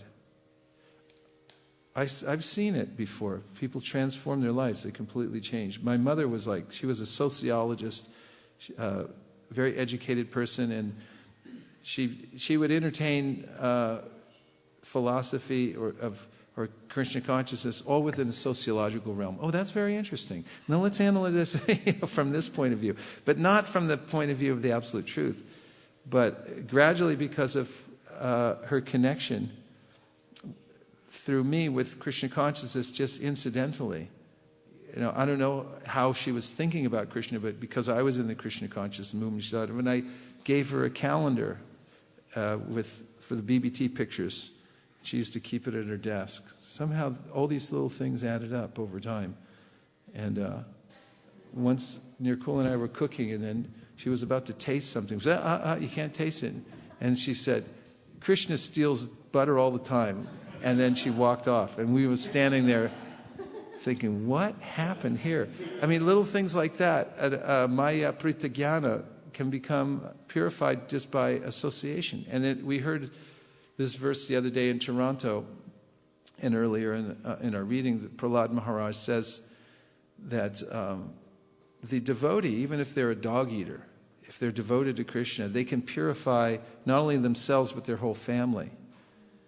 And he said, but a great scholar or a Brahmin with all the Brahminical qualifications, if they don't believe in Krishna, they can't purify even themselves. So sometimes even these Maya Pritagyanas, they appreciate something about Krishna consciousness accidentally or incidentally, and then they become suddenly caught up in it and purified, I was thinking when you're talking about your mother that there's one effect in that whole equation that I forgot, that she must have loved you very dearly. She may not know what you're doing or because I noticed with my dad, because he spends a lot of time having conversations with me on a lot of books and other stuff, but I don't read anything anymore. He's very upset with me that I don't read anything. I'm only reading the Bhagavad Gita and the Bhagavatam. And, of all the things in the world to read, that is not for you. You should read other stuff. So we work, but then I noticed that because I'm very dear to him, he has taken time out to find logical conclusions about why you shouldn't be wasting your time with those books. And he's actually wasting, within quotes, his time with the books to make sure I don't. And it was really nice to hear the story about your mother, because it gives us an understanding that how Krishna works. Yeah. He's working. We don't see it, yeah, but he's working all around us. He's working there. Shamalangi. So this is related to the same thing, but I have seen that, the people, even if they're not following Krishna consciousness, and if they get to observe somebody who is following it, they may be resentful, but, if you just quietly keep on practicing, even if they are nearby, actually I've noticed they are attracted. Something attracts them. They see that these people have something which I do not have. They slowly realize, and sometimes if you just leave them to, their thinking also, later they come and ask, oh, so what is this? How do you do this? What happens? Do you feel any difference? Especially after the home programs, I have noticed a lot of people coming and asking, and it's very nice. How they change. You can see little small transformations. It's very nice to see those. It is, yeah. One devotee had to go home to another country. She had to leave and go and to be with her family because one of her relatives was very ill. And she was really worried about it because her family members were not Krishna conscious. And so she was asking me, what should I do when I get there? Should I preach to them? Should I not preach to them? Whatever. And I said, don't try to tell them anything, but just be very regulated in your habits. And so she did it, and she wrote me back a few weeks after she had been there, and she said, it's really working, because I respectfully get up, and excuse myself when it's time for me to go do my japa, and I go do it sort of privately. And then she said, my relatives started asking me, well, so what's it like? What are you doing? And everything like that. And then another week later, and then several of them were begging her, will you show us how to do it? And then they were chanting. And before she left, there were like 3 or 4 relatives who were chanting and stuff. So it is very nice to watch these kinds of things. The holy name has its effect. So I have to add. So my ex-mother-in-law, we were in Christmas in Seattle, and Kevin, he's one of the devotees who sells the printouts of paintings and stuff. So he brought like big frame painting and gave us in Seattle as a gift. There's no way we could bring that in a plane. So we left it at my in-laws' place. And so every time someone came, the Chrissy had to explain everyone what that was. because it was in her living room, big picture. And then every time when we visited, she will put Bhagavad Gita, because back of that it's Prabhupada's picture, and she knows that if it's not offered, we won't eat. So she would put Prabhupada there, and then she'd say, okay, you feed Krishna, and then only my kids will eat. So that was her mantra. And that's how she... So after when we left Seattle, my father-in-law, who became a vegetarian when he was visiting Ahmedabad temple, was sitting with Yashara Prabhu for 6 hours while we were buying the train tickets and stuff. So everything she started making vegetarian, she would just put it on that table. She won't tell anybody she's offering or anything. But I was just wondering that how Krishna has his own way of working. Yeah. Nice. Even with the home programs, when I started the home program, some of the other people came with me. And then I came back a year later to one of the home programs that Sukeshi Mataji is running. And this person came back. She'd taken a break and she'd come back. And for some reason, she caught hold of me and said, you've really changed. So how did you get here? Because she was like, we also started with you, but I don't feel anything changing. And I didn't know how to answer her because I didn't expect a question like that. And I thought about it. And I said, I told her, you should come to the temple more often, spend more time with the devotees, and you will find that they will guide you along your path, and then you will get there as you keep going. But she didn't want that answer. But she did want the change. If she wanted it, she'd have attended the programs regularly, and it would Otherwise, she wouldn't have been her. so interested, right? Yeah. She really wanted that, but there's a commitment that we make to get there from A to B. Yeah. A lot of people find that commitment is an issue for them, to attend the class regularly or come to the temple regularly. We tell them to offer prasadam, and it starts like that. But as you said, everybody has their journey. It takes longer for others. I don't know. Yeah. What do we tell them when they say, I want to get there, but... Well, just be really nice to people. And when you see an opening, when they actually sincerely do want some guidance, and they say, no, show me, bring me, whatever, then bring them. But otherwise, you can't drag people. Up till then, you have to be... of course, you have to... One devotee was telling me that he had been chanting, 2 rounds, 4 rounds, 6 rounds, something like that, thinking, maybe sometime in the future I will increase. And then Kratu Prabhu, you know Kratu? Yeah, very direct, heavy preacher, And he met Kratu, and Kratu looked at him and goes, so you're going to chant 16 rounds? And he was like so shocked that he goes, okay, yeah.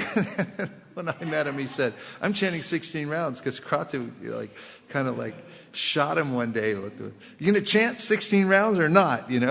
Yes.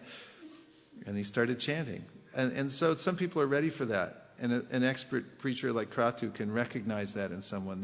He'll see, ripe fruit. Okay, come on, get in the basket. We're going, All right. Okay, now tell me where we are. 39, right? Are we in the purport? Yeah. Did we start the purport? Oh, yeah, we did. That's how we got a Janamam to screeching. There is, especially in this age of Kali, therefore, especially in this age of Kali, the mind must be cleansed, and this is possible only by the chanting of Hare Krishna Maha Mantra. Everyone please say Hare Krishna. Hare Krishna! Cheto Darpana Marjanam. In this age, the process of chanting the Hare Krishna Maha Mantra is the only method by which to cleanse the sinful mind. When the mind is completely cleansed of all sinful reaction, one can then understand his duty in the human form of life. The Krishna consciousness movement is meant to educate sinful men so that they may become pious simply by chanting the Hare Krishna Maha Mantra. Hare Nama, Hare Nama, Hare Nama eva kevalam, kalau nastyeva nastyeva nastyeva gatiranyata. To cleanse the heart so that one may become sober and wise in this age of Kali, there is no value to any method other than the chanting of Hare Krishna Maha Mantra. Prahlad Maharaj has confirmed this process in the previous verses. Tvad virya gayana mahamrida magna chitta. Prahlad further confirms, find that verse? Prahlad further confirms that if one's mind is always absorbed in thought of Krishna, that very qualification will purify one and keep one purified always.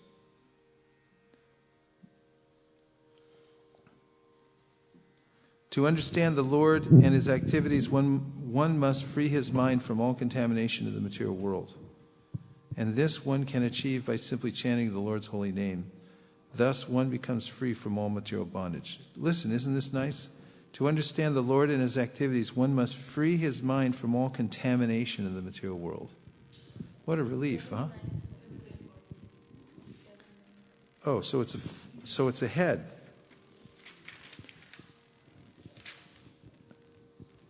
Twadvirya gayana maham mrita magnachita. Twadvirya means your lordship's glories and activities. Twadvirya. Gayana from chanting and distributing, Prabhupada gives. Maha Amrita, in the great ocean of nectarian spiritual bliss. Magnachita, whose consciousness is absorbed. Twadvirya Gayana Maha Amrita Magnachita. So in this purport he says that Prahlad has confirmed this process in the previous verses. Twadvirya Gayana Maha Amrita Magnachita. Previous because it's cyclical. You keep going through. And the next verse says, so the purport confirms, again, Prabhupada confirms that by chanting Hare Krishna, one's mind becomes free from all contamination. And once one's mind is free from all contamination, then one can see the Lord. And who can confirm that through Shastra? Yes?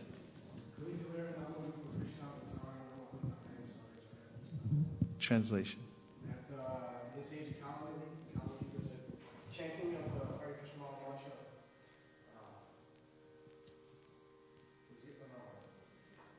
He's the avatar, right? He's the avatar for this age, and then by chanting, one directly associates with the Lord. This there is now. And Jagat Nistar means that he can deliver the whole, by that mantra can deliver the whole universe, right?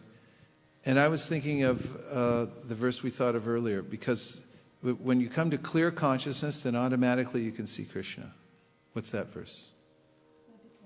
Sattvam Vishuddham Vasudeva Shabditam Yadiyate Tatra Puman Upavrita. Upavrita means he's revealed.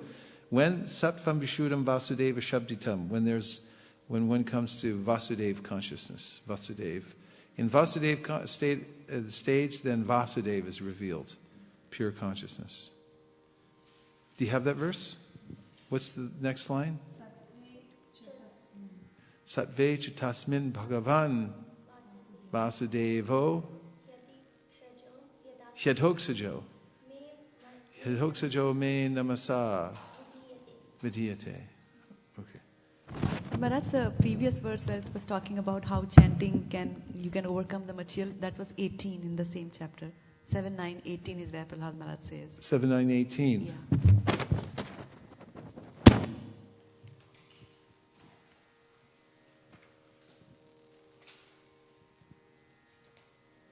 Soham priyasa surida paridevataya lila katastavanashringa varincha gita ajnas tirtam yanugranang guna vipramukto durgani te parayugalaya hangsa sangha. O my Lord Nrsimha, by engaging in your transcendental loving service in the association of devotees who are liberated souls, hangsas, I shall become completely uncontaminated by the association of the three modes of material nature and be able to chant the glories of your Lordship, who are so dear to me.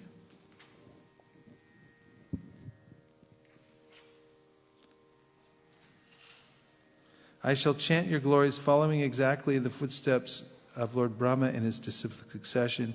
In this way, I shall undoubtedly be able to cross the ocean of nations. Nice. Yeah, so that was pointing back to that verse, and then Prabhupada gives Twadvirya Gayana Mahamrita Magnachita. Prahlad further confirms that if one's mind is absorbed, and that's coming up in a few verses.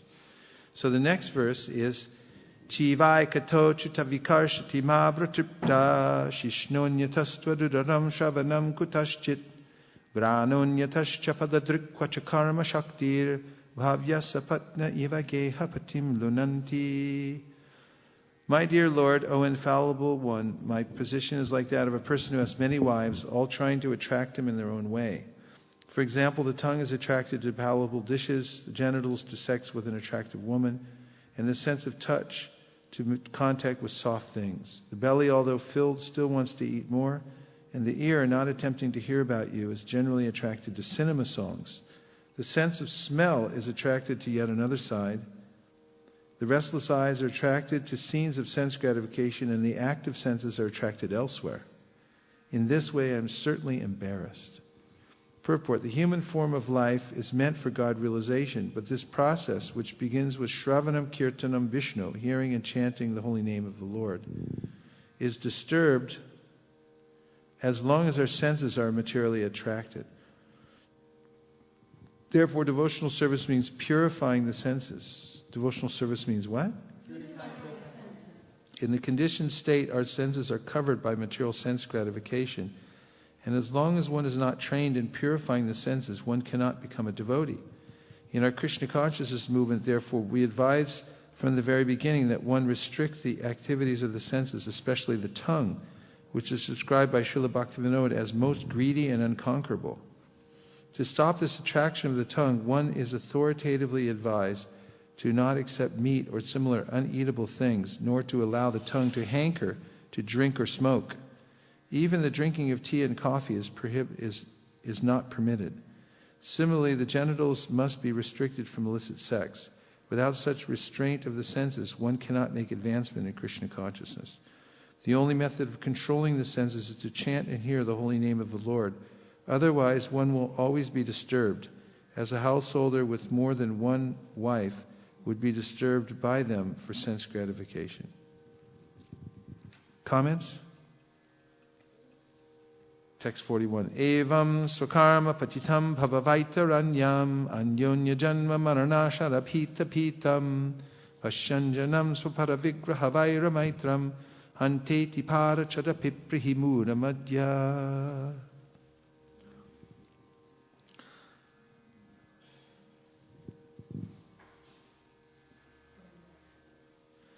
My dear Lord, you are always transcendently situated on the other side of the river of death. But because of the reactions of our own activities, we are suffering on this side. Indeed, we have fallen into this river and are repeatedly suffering the pains of birth and death and eating horrible things.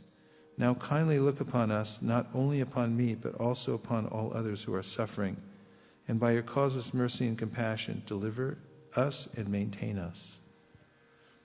Purport: Prahlad Maharaj, a pure Vaishnava, prays to the Lord not only for himself, but for all other suffering living entities. There are two classes of Vaishnavas, the Bhajananandis and Goshtyanandis. The Bhajananandis worship the Lord only for their own personal benefit. But the Goshtyanandis try to elevate all others to Krishna consciousness so that they may be saved. Fools who cannot perceive repeated birth and death and the other miseries of materialistic life cannot be sure of what will happen to them in their next birth. Indeed, these foolish, materially contaminated rascals have manufactured an irresponsible way of life that does not consider the next life. They do not know that according to one's own activities, one receives a body selected from 8,400,000 species. These rascals have been described in Bhagavad Gita as Duskritinu Muda. Non-devotees, those who are not Krishna conscious, must engage in sinful activities, and therefore they are mudhas, fools and rascals. They are such fools that they do not know what will happen to them in their next life.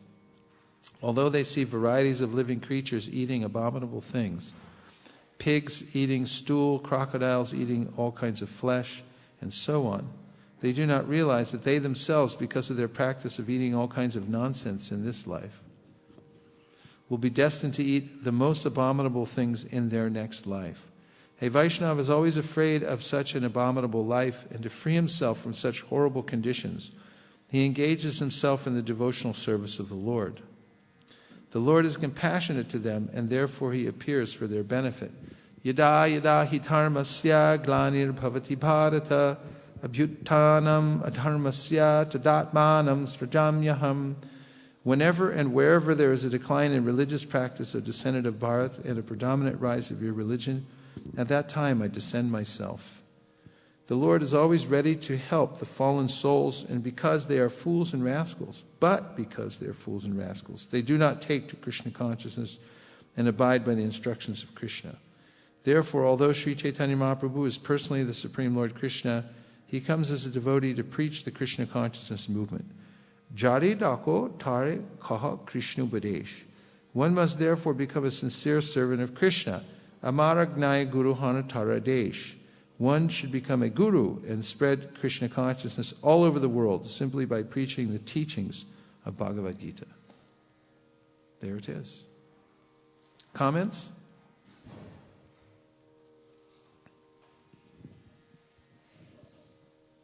Maharaj, you know that this is my favorite verse from the prayers of Prahlad Maharaj. I really like the fact that Prahlad Maharaj is asking benedictions not only for himself but for others as well. That shows the magnanimity of his heart. Yeah. Nice. Why do you like that?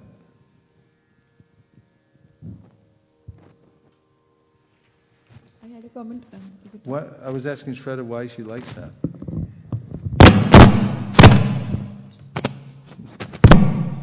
There's a short connection in that box, and the box is what does it.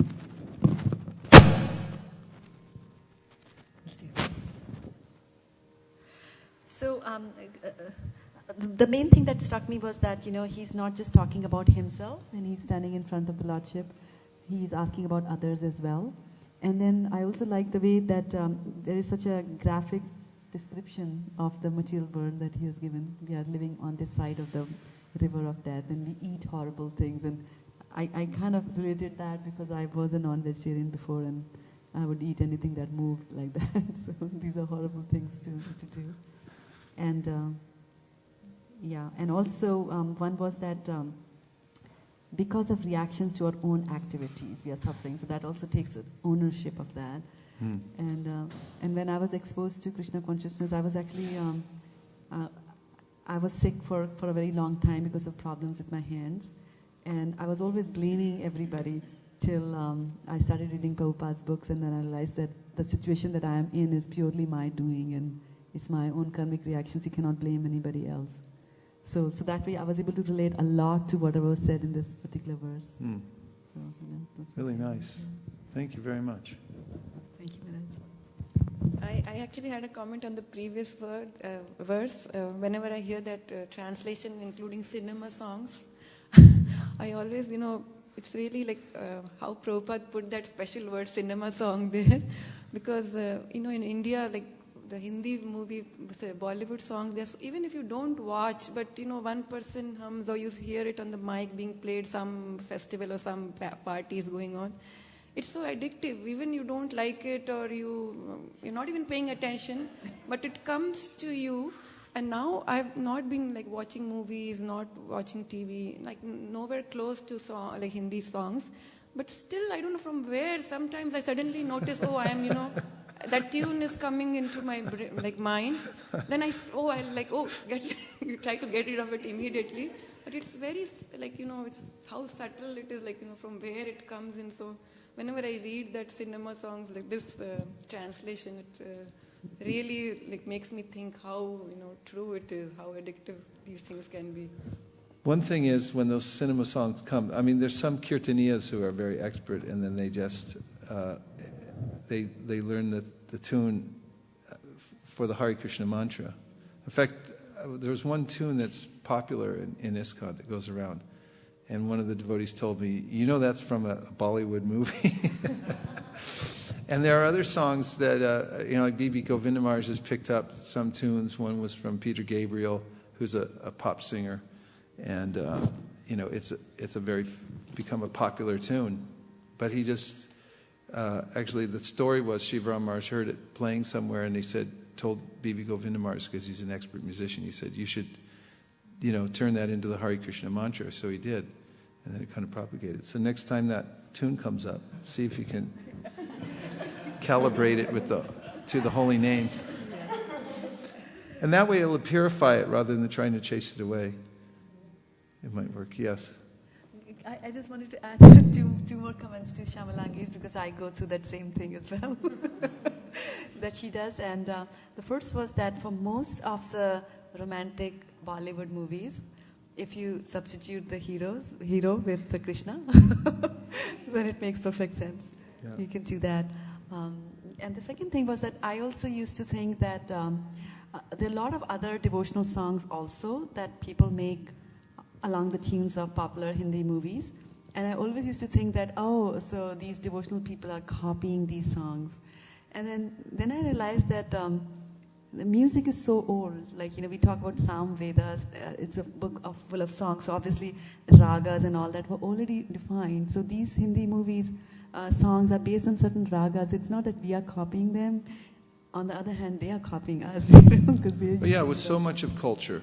Actually, even the scientific world originally was, there was scientific research, but it was more meant to verify the existence of God, and then it became two different things, atheistic science and then religion. Partha. What Shraddha was saying was about Prahlad was praying for everyone else. It was reminding me of one time in Vrindavan, Gargamuni Prabhu was up on stage during, I think, Prabhupada's appearance, and he was saying he was dressed in a tie-dye T-shirt and like the whole thing, and he said, well, some people might not think it's appropriate for me to be here, but I'm here because of the three words that Prabhupada wrote at the bottom of the letter to me, your ever well-wisher. And that was coming to my mind after the pure devotee, he doesn't even pray for himself. I was there for that when he gave that offering. Yeah. He doesn't see the need for praying for himself, he just prays for the well-being. He's the ever well-wisher of every living entity. So for those who are listening, Parthasarthi Prabhu was making the point that it was the disappearance day at Prabhupada. And Gargamuni Prabhu got up on this, old Gargamuni, one of the original devotees from 26 Second Avenue, got up on the stage and he gave his offering, and he was saying that, actually he was saying, some of you might appreciate me because he was ripping off all the music from all the artists and selling it in his own shop. He said, some of you don't like me, but Prabhupada likes me. And he said, I wouldn't be here if it wasn't for him. And he said, Prabhupada signed his letter, your ever well-wisher. And so he was just expressing this beautiful sentiment about how Prabhupada was the ever well-wisher of all living entities, because he was perfectly Krishna conscious. And that's a symptom of a Krishna conscious person, is a well-wisher of others. They have the capacity to be a well-wisher and not try to exploit others. Sir, regarding this well-wisher point, Prabhuji, especially these days, like, there is no time even for two people in the family to sit and talk. But though they have so much like modern equipments and everything to reduce the time of doing the work. But at least by reading Prabhupada's books, I could really, like we have been reading since morning, like there is nobody else who can give us so much comfort when we are in distress than Prabhupada through his purports. Like, who would say that these are all the problems, that you would come and a devotee does this to avoid that? So I think just by reading these purports, we can understand how much Prabhupada has undergone in his life, and also he's receiving it from the acharyas and giving it to us according to time, place and circumstances. So I really thank you for encouraging us to read, and there is no Thanks happiness for beyond encouraging that. Me. You're always here. I was just thinking that. You're always here. Whenever there's hearing going on, you're there. So, but your point is so nice, because I realize sometimes, in the scheme of life these days, there's so many anxieties and pressures and so forth. I'll be home for you when you come. Oh, okay, thanks. And the rotation of my own life, I always realize if there is some anxiety, undue anxiety, then the cure is to sit down and finish my pages. Because once I sit down and I read Bhagavatam or any of Prabhupada's purports for a nice length of time, then my intelligence, my mind becomes pacified, and my intelligence becomes fortified. And that's the only solution. That and chanting. And earlier, Prabhupada was talking about how the chanting process is the only thing that actually works to purify the consciousness. And even though sometimes it takes a while to break through because the mind is easily contaminated, and it's so fickle also. It's such a subtle sense that it can move around so much that it's important to sit down and regularly chant and expose oneself to the vibration of the holy name, because just by doing that, the mind becomes purified, and the other senses do too. So the basics, we always move forward with the basics. Be absorbed and dedicated to the basics. Every day, hearing and chanting the Hare Krishna mantra and hearing the Bhagavatam purports. That keeps one on a steady path over many years. Pooja's weighing in now. This is getting heavy. Let's go.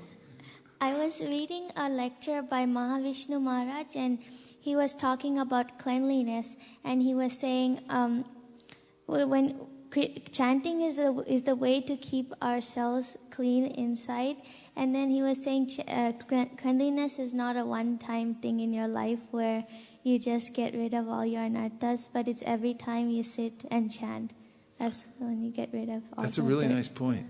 It's a really nice point. Just like you clean your room, and then 3 days later, isn't it? Or sometimes 1 day later. I can't believe it. I live in a room, small room, but I'm not messy, but the room just becomes, it's full of dust, and if you leave it for a little while, the spiders move in, everything. Yeah, so you have to constantly be purifying yourself through the process. Yes. So, as Mataji, makes the points like how the Prabhupada's purports and books is satisfying us. Like a few weeks ago only, from the morning there was thoughts going on in my mind. Like the marriage is getting decided and family members is not coming and what going to be. And I'm missing them so much. And, one time, because they cannot come and this and that and situations were there. So much things in the mind. I went to work, even I cannot focus on work. And then what is the solution? I try to, practical level, I try to solve that. Try to, give instructions to my mind, but it was not working. And then I took 15 minutes break and went out, and in my phone I opened the 8th canto in the 2nd chapter, Gajendra's story. I just read out the, translations for 15 verses. And I don't know how that thought's gone on in my mind. And the whole day and after the 1 week, that thought totally out of my mind. And very peaceful. So, Prabhupada's translation and purport is really working that. Medicine. In fact, that chapter, there's a benediction at the end that if one hears this chapter of Gajendra, then one won't see bad dreams. Shraddha, you were going to say? I was just going to expand on Gandharvika Mataji's comment that these days we are so short of time that we don't have time even for our loved ones. And in contrasting that to the real well-wishers like Prabhupada, they spend their entire time, and we can see the fervor with which Prabhupada was translating the books towards, the later part of his life, even while he was on his deathbed, so to speak. And I was also reminded of how you and Nirakla Mataji, both of you, if we ever come to you, you both have super busy lives, but if we come to you with some problems that we have, you give us total attention at that time, as if, there's nobody else in the world. It's just you and I, or Nirakla Mataji and I. And then, so although we say so I was just thinking that, the love that you have for us is more than the love that we have for our own kids. I don't spend time that much with my own daughter. If she was to come, so thank you so much. for that. Yeah.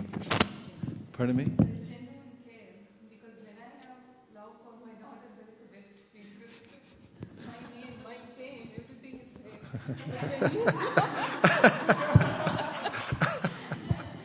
But when you love us, you don't have anything.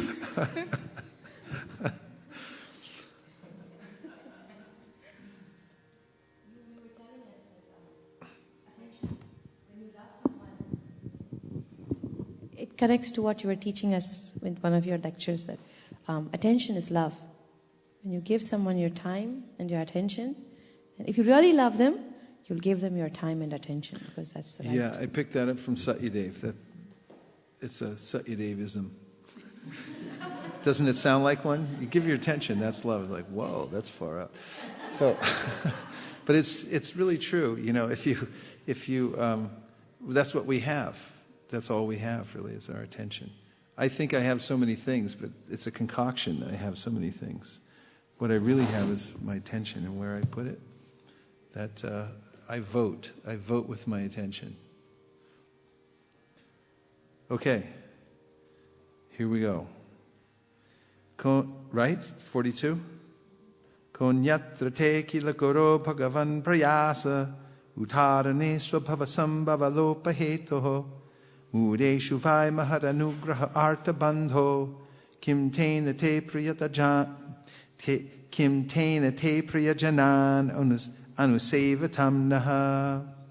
O my Lord, O Supreme Personality of Godhead, original spiritual master of the entire world, what is the difficulty for you who manage the affairs of the universe in delivering the fallen souls engaged in your devotional service? You are the friend of all suffering humanity, and for great personalities it is necessary to show mercy to the foolish. Therefore, I think that you will show your causeless mercy to persons like us who engage in your service. Purport. Here the words Priyajanan, Anusevatam Na, indicate that the Supreme Lord, the Supreme Personality of Godhead, is very favorable to devotees who act according to the instructions of his own pure devotee. This is such an important point. There's a verse in the 10th canto, which is in your book, in your shloka book. We should look at it. And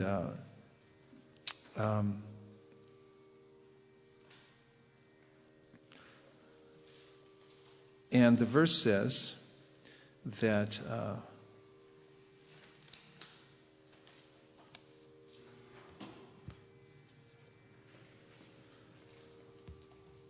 that by following the footsteps of the devotees, the ocean of the material world shrinks to the size. Page 238? Oh, here it is. 10-230, page 249. Twayambujakshika, Twayambujaksha kila satvadamni, Twayambujaksha kila satvadamni samadhi naveshit chetasaike. Twatpada potena mahatkritena kurvanti govatsa padam bababdim. Can I have that? 10-230. And the translation is, O lotus-eyed Lord, by concentrating one's meditation on your lotus feet, which are the reservoir of all existence, and by accepting those lotus feet as the boat by which to cross over the ocean of nescience, one follows in the footsteps of the Mahajans, great sages and saints and devotees. By this process, simple process, one can cross the ocean of nescience as easily as one steps over the hoofprint of a calf. Prayers by the demigods for Lord Krishna within the womb. It's not what you know, it's who you know and who you follow. And the purport is, the true mission in life is to cross the ocean of nescience, of repeated birth and death. Those in the darkness of ignorance, however, do not know this mission, instead being carried away by the waves of material nature, prakrite kriyamanani gunai karmani sarvasha. They are undergoing the tribulations of mrityu sangsaravartmani, repeated birth and death. But persons who have achieved knowledge by the association of devotees follow the Mahajans, Mahatkritena. It's called Mahatkritena. Such a person always concentrates his mind upon the lotus feet of the Lord and executes one or more of the 9 varieties of devotional service. Shravanam, Kirtanam, Vishnu smaranam padasevanam. Simply by this process, one can cross the ocean, the insurmountable ocean of nations. Isn't that fabulous? Devotional services is powerful in any form. Sri Vishnu Shravane Parikshit Abhavad Vaisesika Kirtane. What? I think that we should take that verse and, you know how we're doing those nectar verses? We add on a verse that we all chant together. That should be one of them. 1-2-267, Bhakti Rasamrita Sindhu. According to this verse, Maharaj Parikshit became liberated by fully concentrating his mind on hearing the Lord's holy name, attributes, and pastimes. Similarly, Shukadeva Goswami simply glorified the Lord, and by speaking on the subject matters of Krishna that constitute the entire Srimad Bhagavatam, he too was liberated. One may also be liberated simply by sakhya, friendly behavior with the Lord, such as the power of devotional service, as we learn from the examples set by the Lord's many pure devotees. Swayambhur Naradash, go ahead. This is your verse.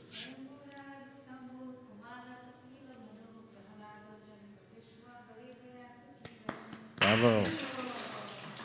We have to follow in the footsteps of such devotees, for by this one easy process, one can cross the great ocean of nations, just as one might cross a small hole created by the hoof of a calf.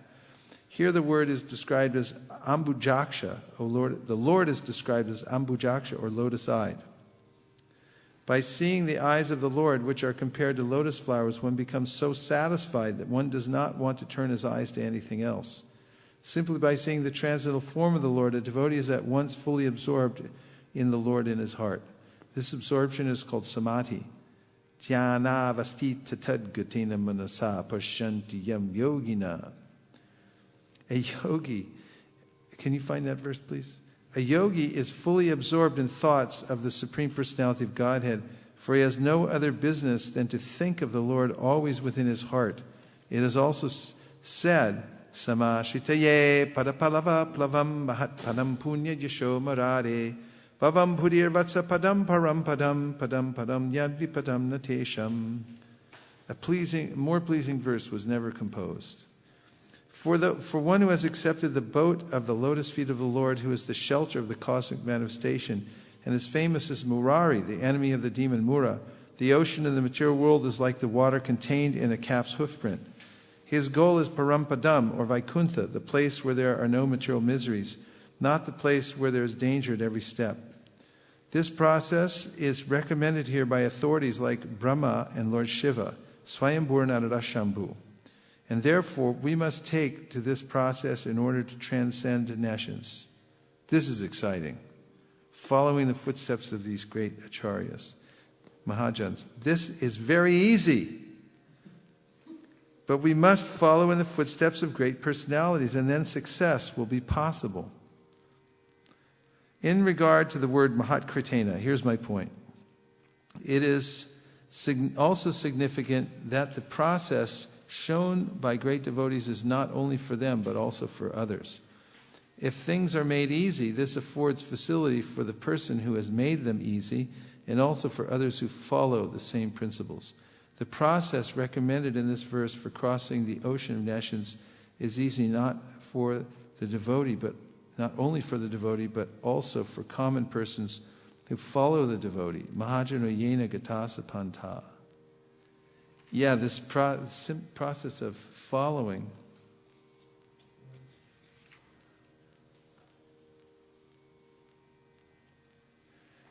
Learning back to the verse, Jnana vastita tadgatina manasa pashanti yam yogina. Apparently it's in this verse, number 1 of the 12th chapter, 12th canto, 13th chapter, The Glories of Srimad Bhagavatam. You want to hear it? Yes. You're darn tootin', huh? Yeah, 12:13:1. Who would have guessed? It's a long verse. Yam Brahma Varunendra Ruja Maruta Studvanti Divyastavar Vedai Sangha Padakramo Panashader Gayanti Yam Samaga Dhyana Vastita Tadgatena Manasa Pashanti yam yogino yasyantam navadur sahasuragana devaya tasmai namah. Sutta Goswami said, unto that personality whom Brahma, Varuna, Indra, Rudra, and the Maruts praise by chanting transcendental hymns and reciting the Vedas with all their corollaries, padakramas, and Upanishads, to whom the chanters of the Samaveda always sing, whom the perfected yogis see within their minds after fixing themselves in trance and absorbing themselves within him, and whose limit can never be found by any demigod or demon. Unto that Supreme Personality of Godhead I offer my humble obeisances. Dhyana.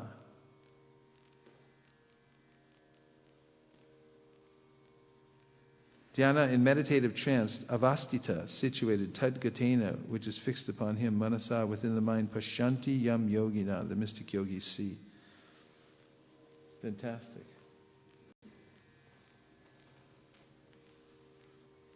So,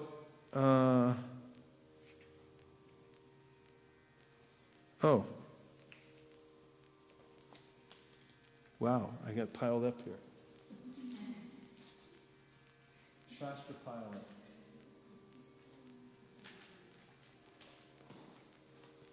Okay. Here we are. It says, Prabhupada writes, here the words Priyajanan Anasevatamna indicate that the Supreme Lord, the Supreme Personality of God, is very favorable to devotees who act according to the instructions of his own pure devotee. It's very important. So if one follows the instructions of a pure devotee, then Krishna takes it. He takes it. In other words, one must become the servant of the servant of the servant of the Lord. If one wants to become the servant of the Lord directly, this is not as fruitful as engaging the service of the Lord's servant. This is the direction of Sri Chaitanya Mahaprabhu, who shows us the way to become Gopi Bhartu Padakamalayur Das Das Anudasaha. One should not be proud of becoming directly the servant of the Supreme Personality of Godhead. Rather, one must seek a pure devotee, a servant of the Lord, and engage oneself in the service of such a servant. The more one becomes the servant of the servant, the more one becomes perfect in devotional service. This is also the injunction of Bhagavad Gita. Evam parampara praptam imam rajarshyo vidu. One can understand the science of the Supreme Personality of Godhead simply by the parampara system. In this regard, Srila Narottam Das Thakur says, Tandera charana sevi bhaktasani bas, janame hoye abilas, hari hadaya nama Krishna yadavaya namaha, harai nama Krishna yadavaya namaha, Gopal Govindaram Sri Madhusudan. Let me serve the lotus feet of the devotees of the Lord, and let me live with the devotees. Tandera charana sevi bhaktasani bas. Janame hoy e abilash. Following Narottam Das Thakur, one should aspire to be a servant of the Lord's servant. Life after life. Srila Bhaktivinoda Thakur also sings, Tumita Thakur Tomar Kukur Bulia Janaha Mori. O my Lord, O Vaishnava, please consider me your dog. One must become the dog of a Vaishnava, a pure devotee, for a pure devotee can deliver Krishna without difficulty. I told you probably before, but I'll mention in this. I was with my godbrother, senior godbrother, and I was in Jagannath Puri riding on a rickshaw. For some reason I brought it up to him. We were talking about devotee names, and I said, why do you think Prabhupada named me Vaisesika? He goes, what do you care? Could have called you Lucky or Sparky. As long as he names you something, you're his dog. What do you care? One must become the dog of a Vaishnava, a pure devotee, for a pure devotee can deliver Krishna without difficulty. Krishna Setumar, Krishna Dite Paro. Krishna is the property of his pure devotee. And if we take shelter of a pure devotee, he can deliver Krishna very easily. Prahlad wants to engage in the service of a devotee, and therefore he prays to Krishna, my dear Lord, kindly give me the shelter of your very dear devotee so that I may engage in his service and you may then be pleased. That's a nice prayer to keep, to recite before you chant japa or when you wake up, so many things. It's a good prayer. My dear Lord, kindly give me the shelter of your very dear devotees so that I may engage in his service and you may then be pleased. You know, and it's oftentimes, just prayer that please give me the association of pure devotees and the empowerment to take full advantage of the association. Or, please give me the association of pure devotees and I promise to take full advantage of it. Because it's 50-50. You don't make him do everything. But if you ask him, please give me association of pure devotees and I promise, out of my sincerity that I'm offering you now, I will take full advantage of that association. Madbhakta Pujabhyadika 11:19-21. That's a phrase that's embedded in this long verse, 11:19-21. The Lord says, engaging in the service of my devotee is better than trying to engage in my devotional service.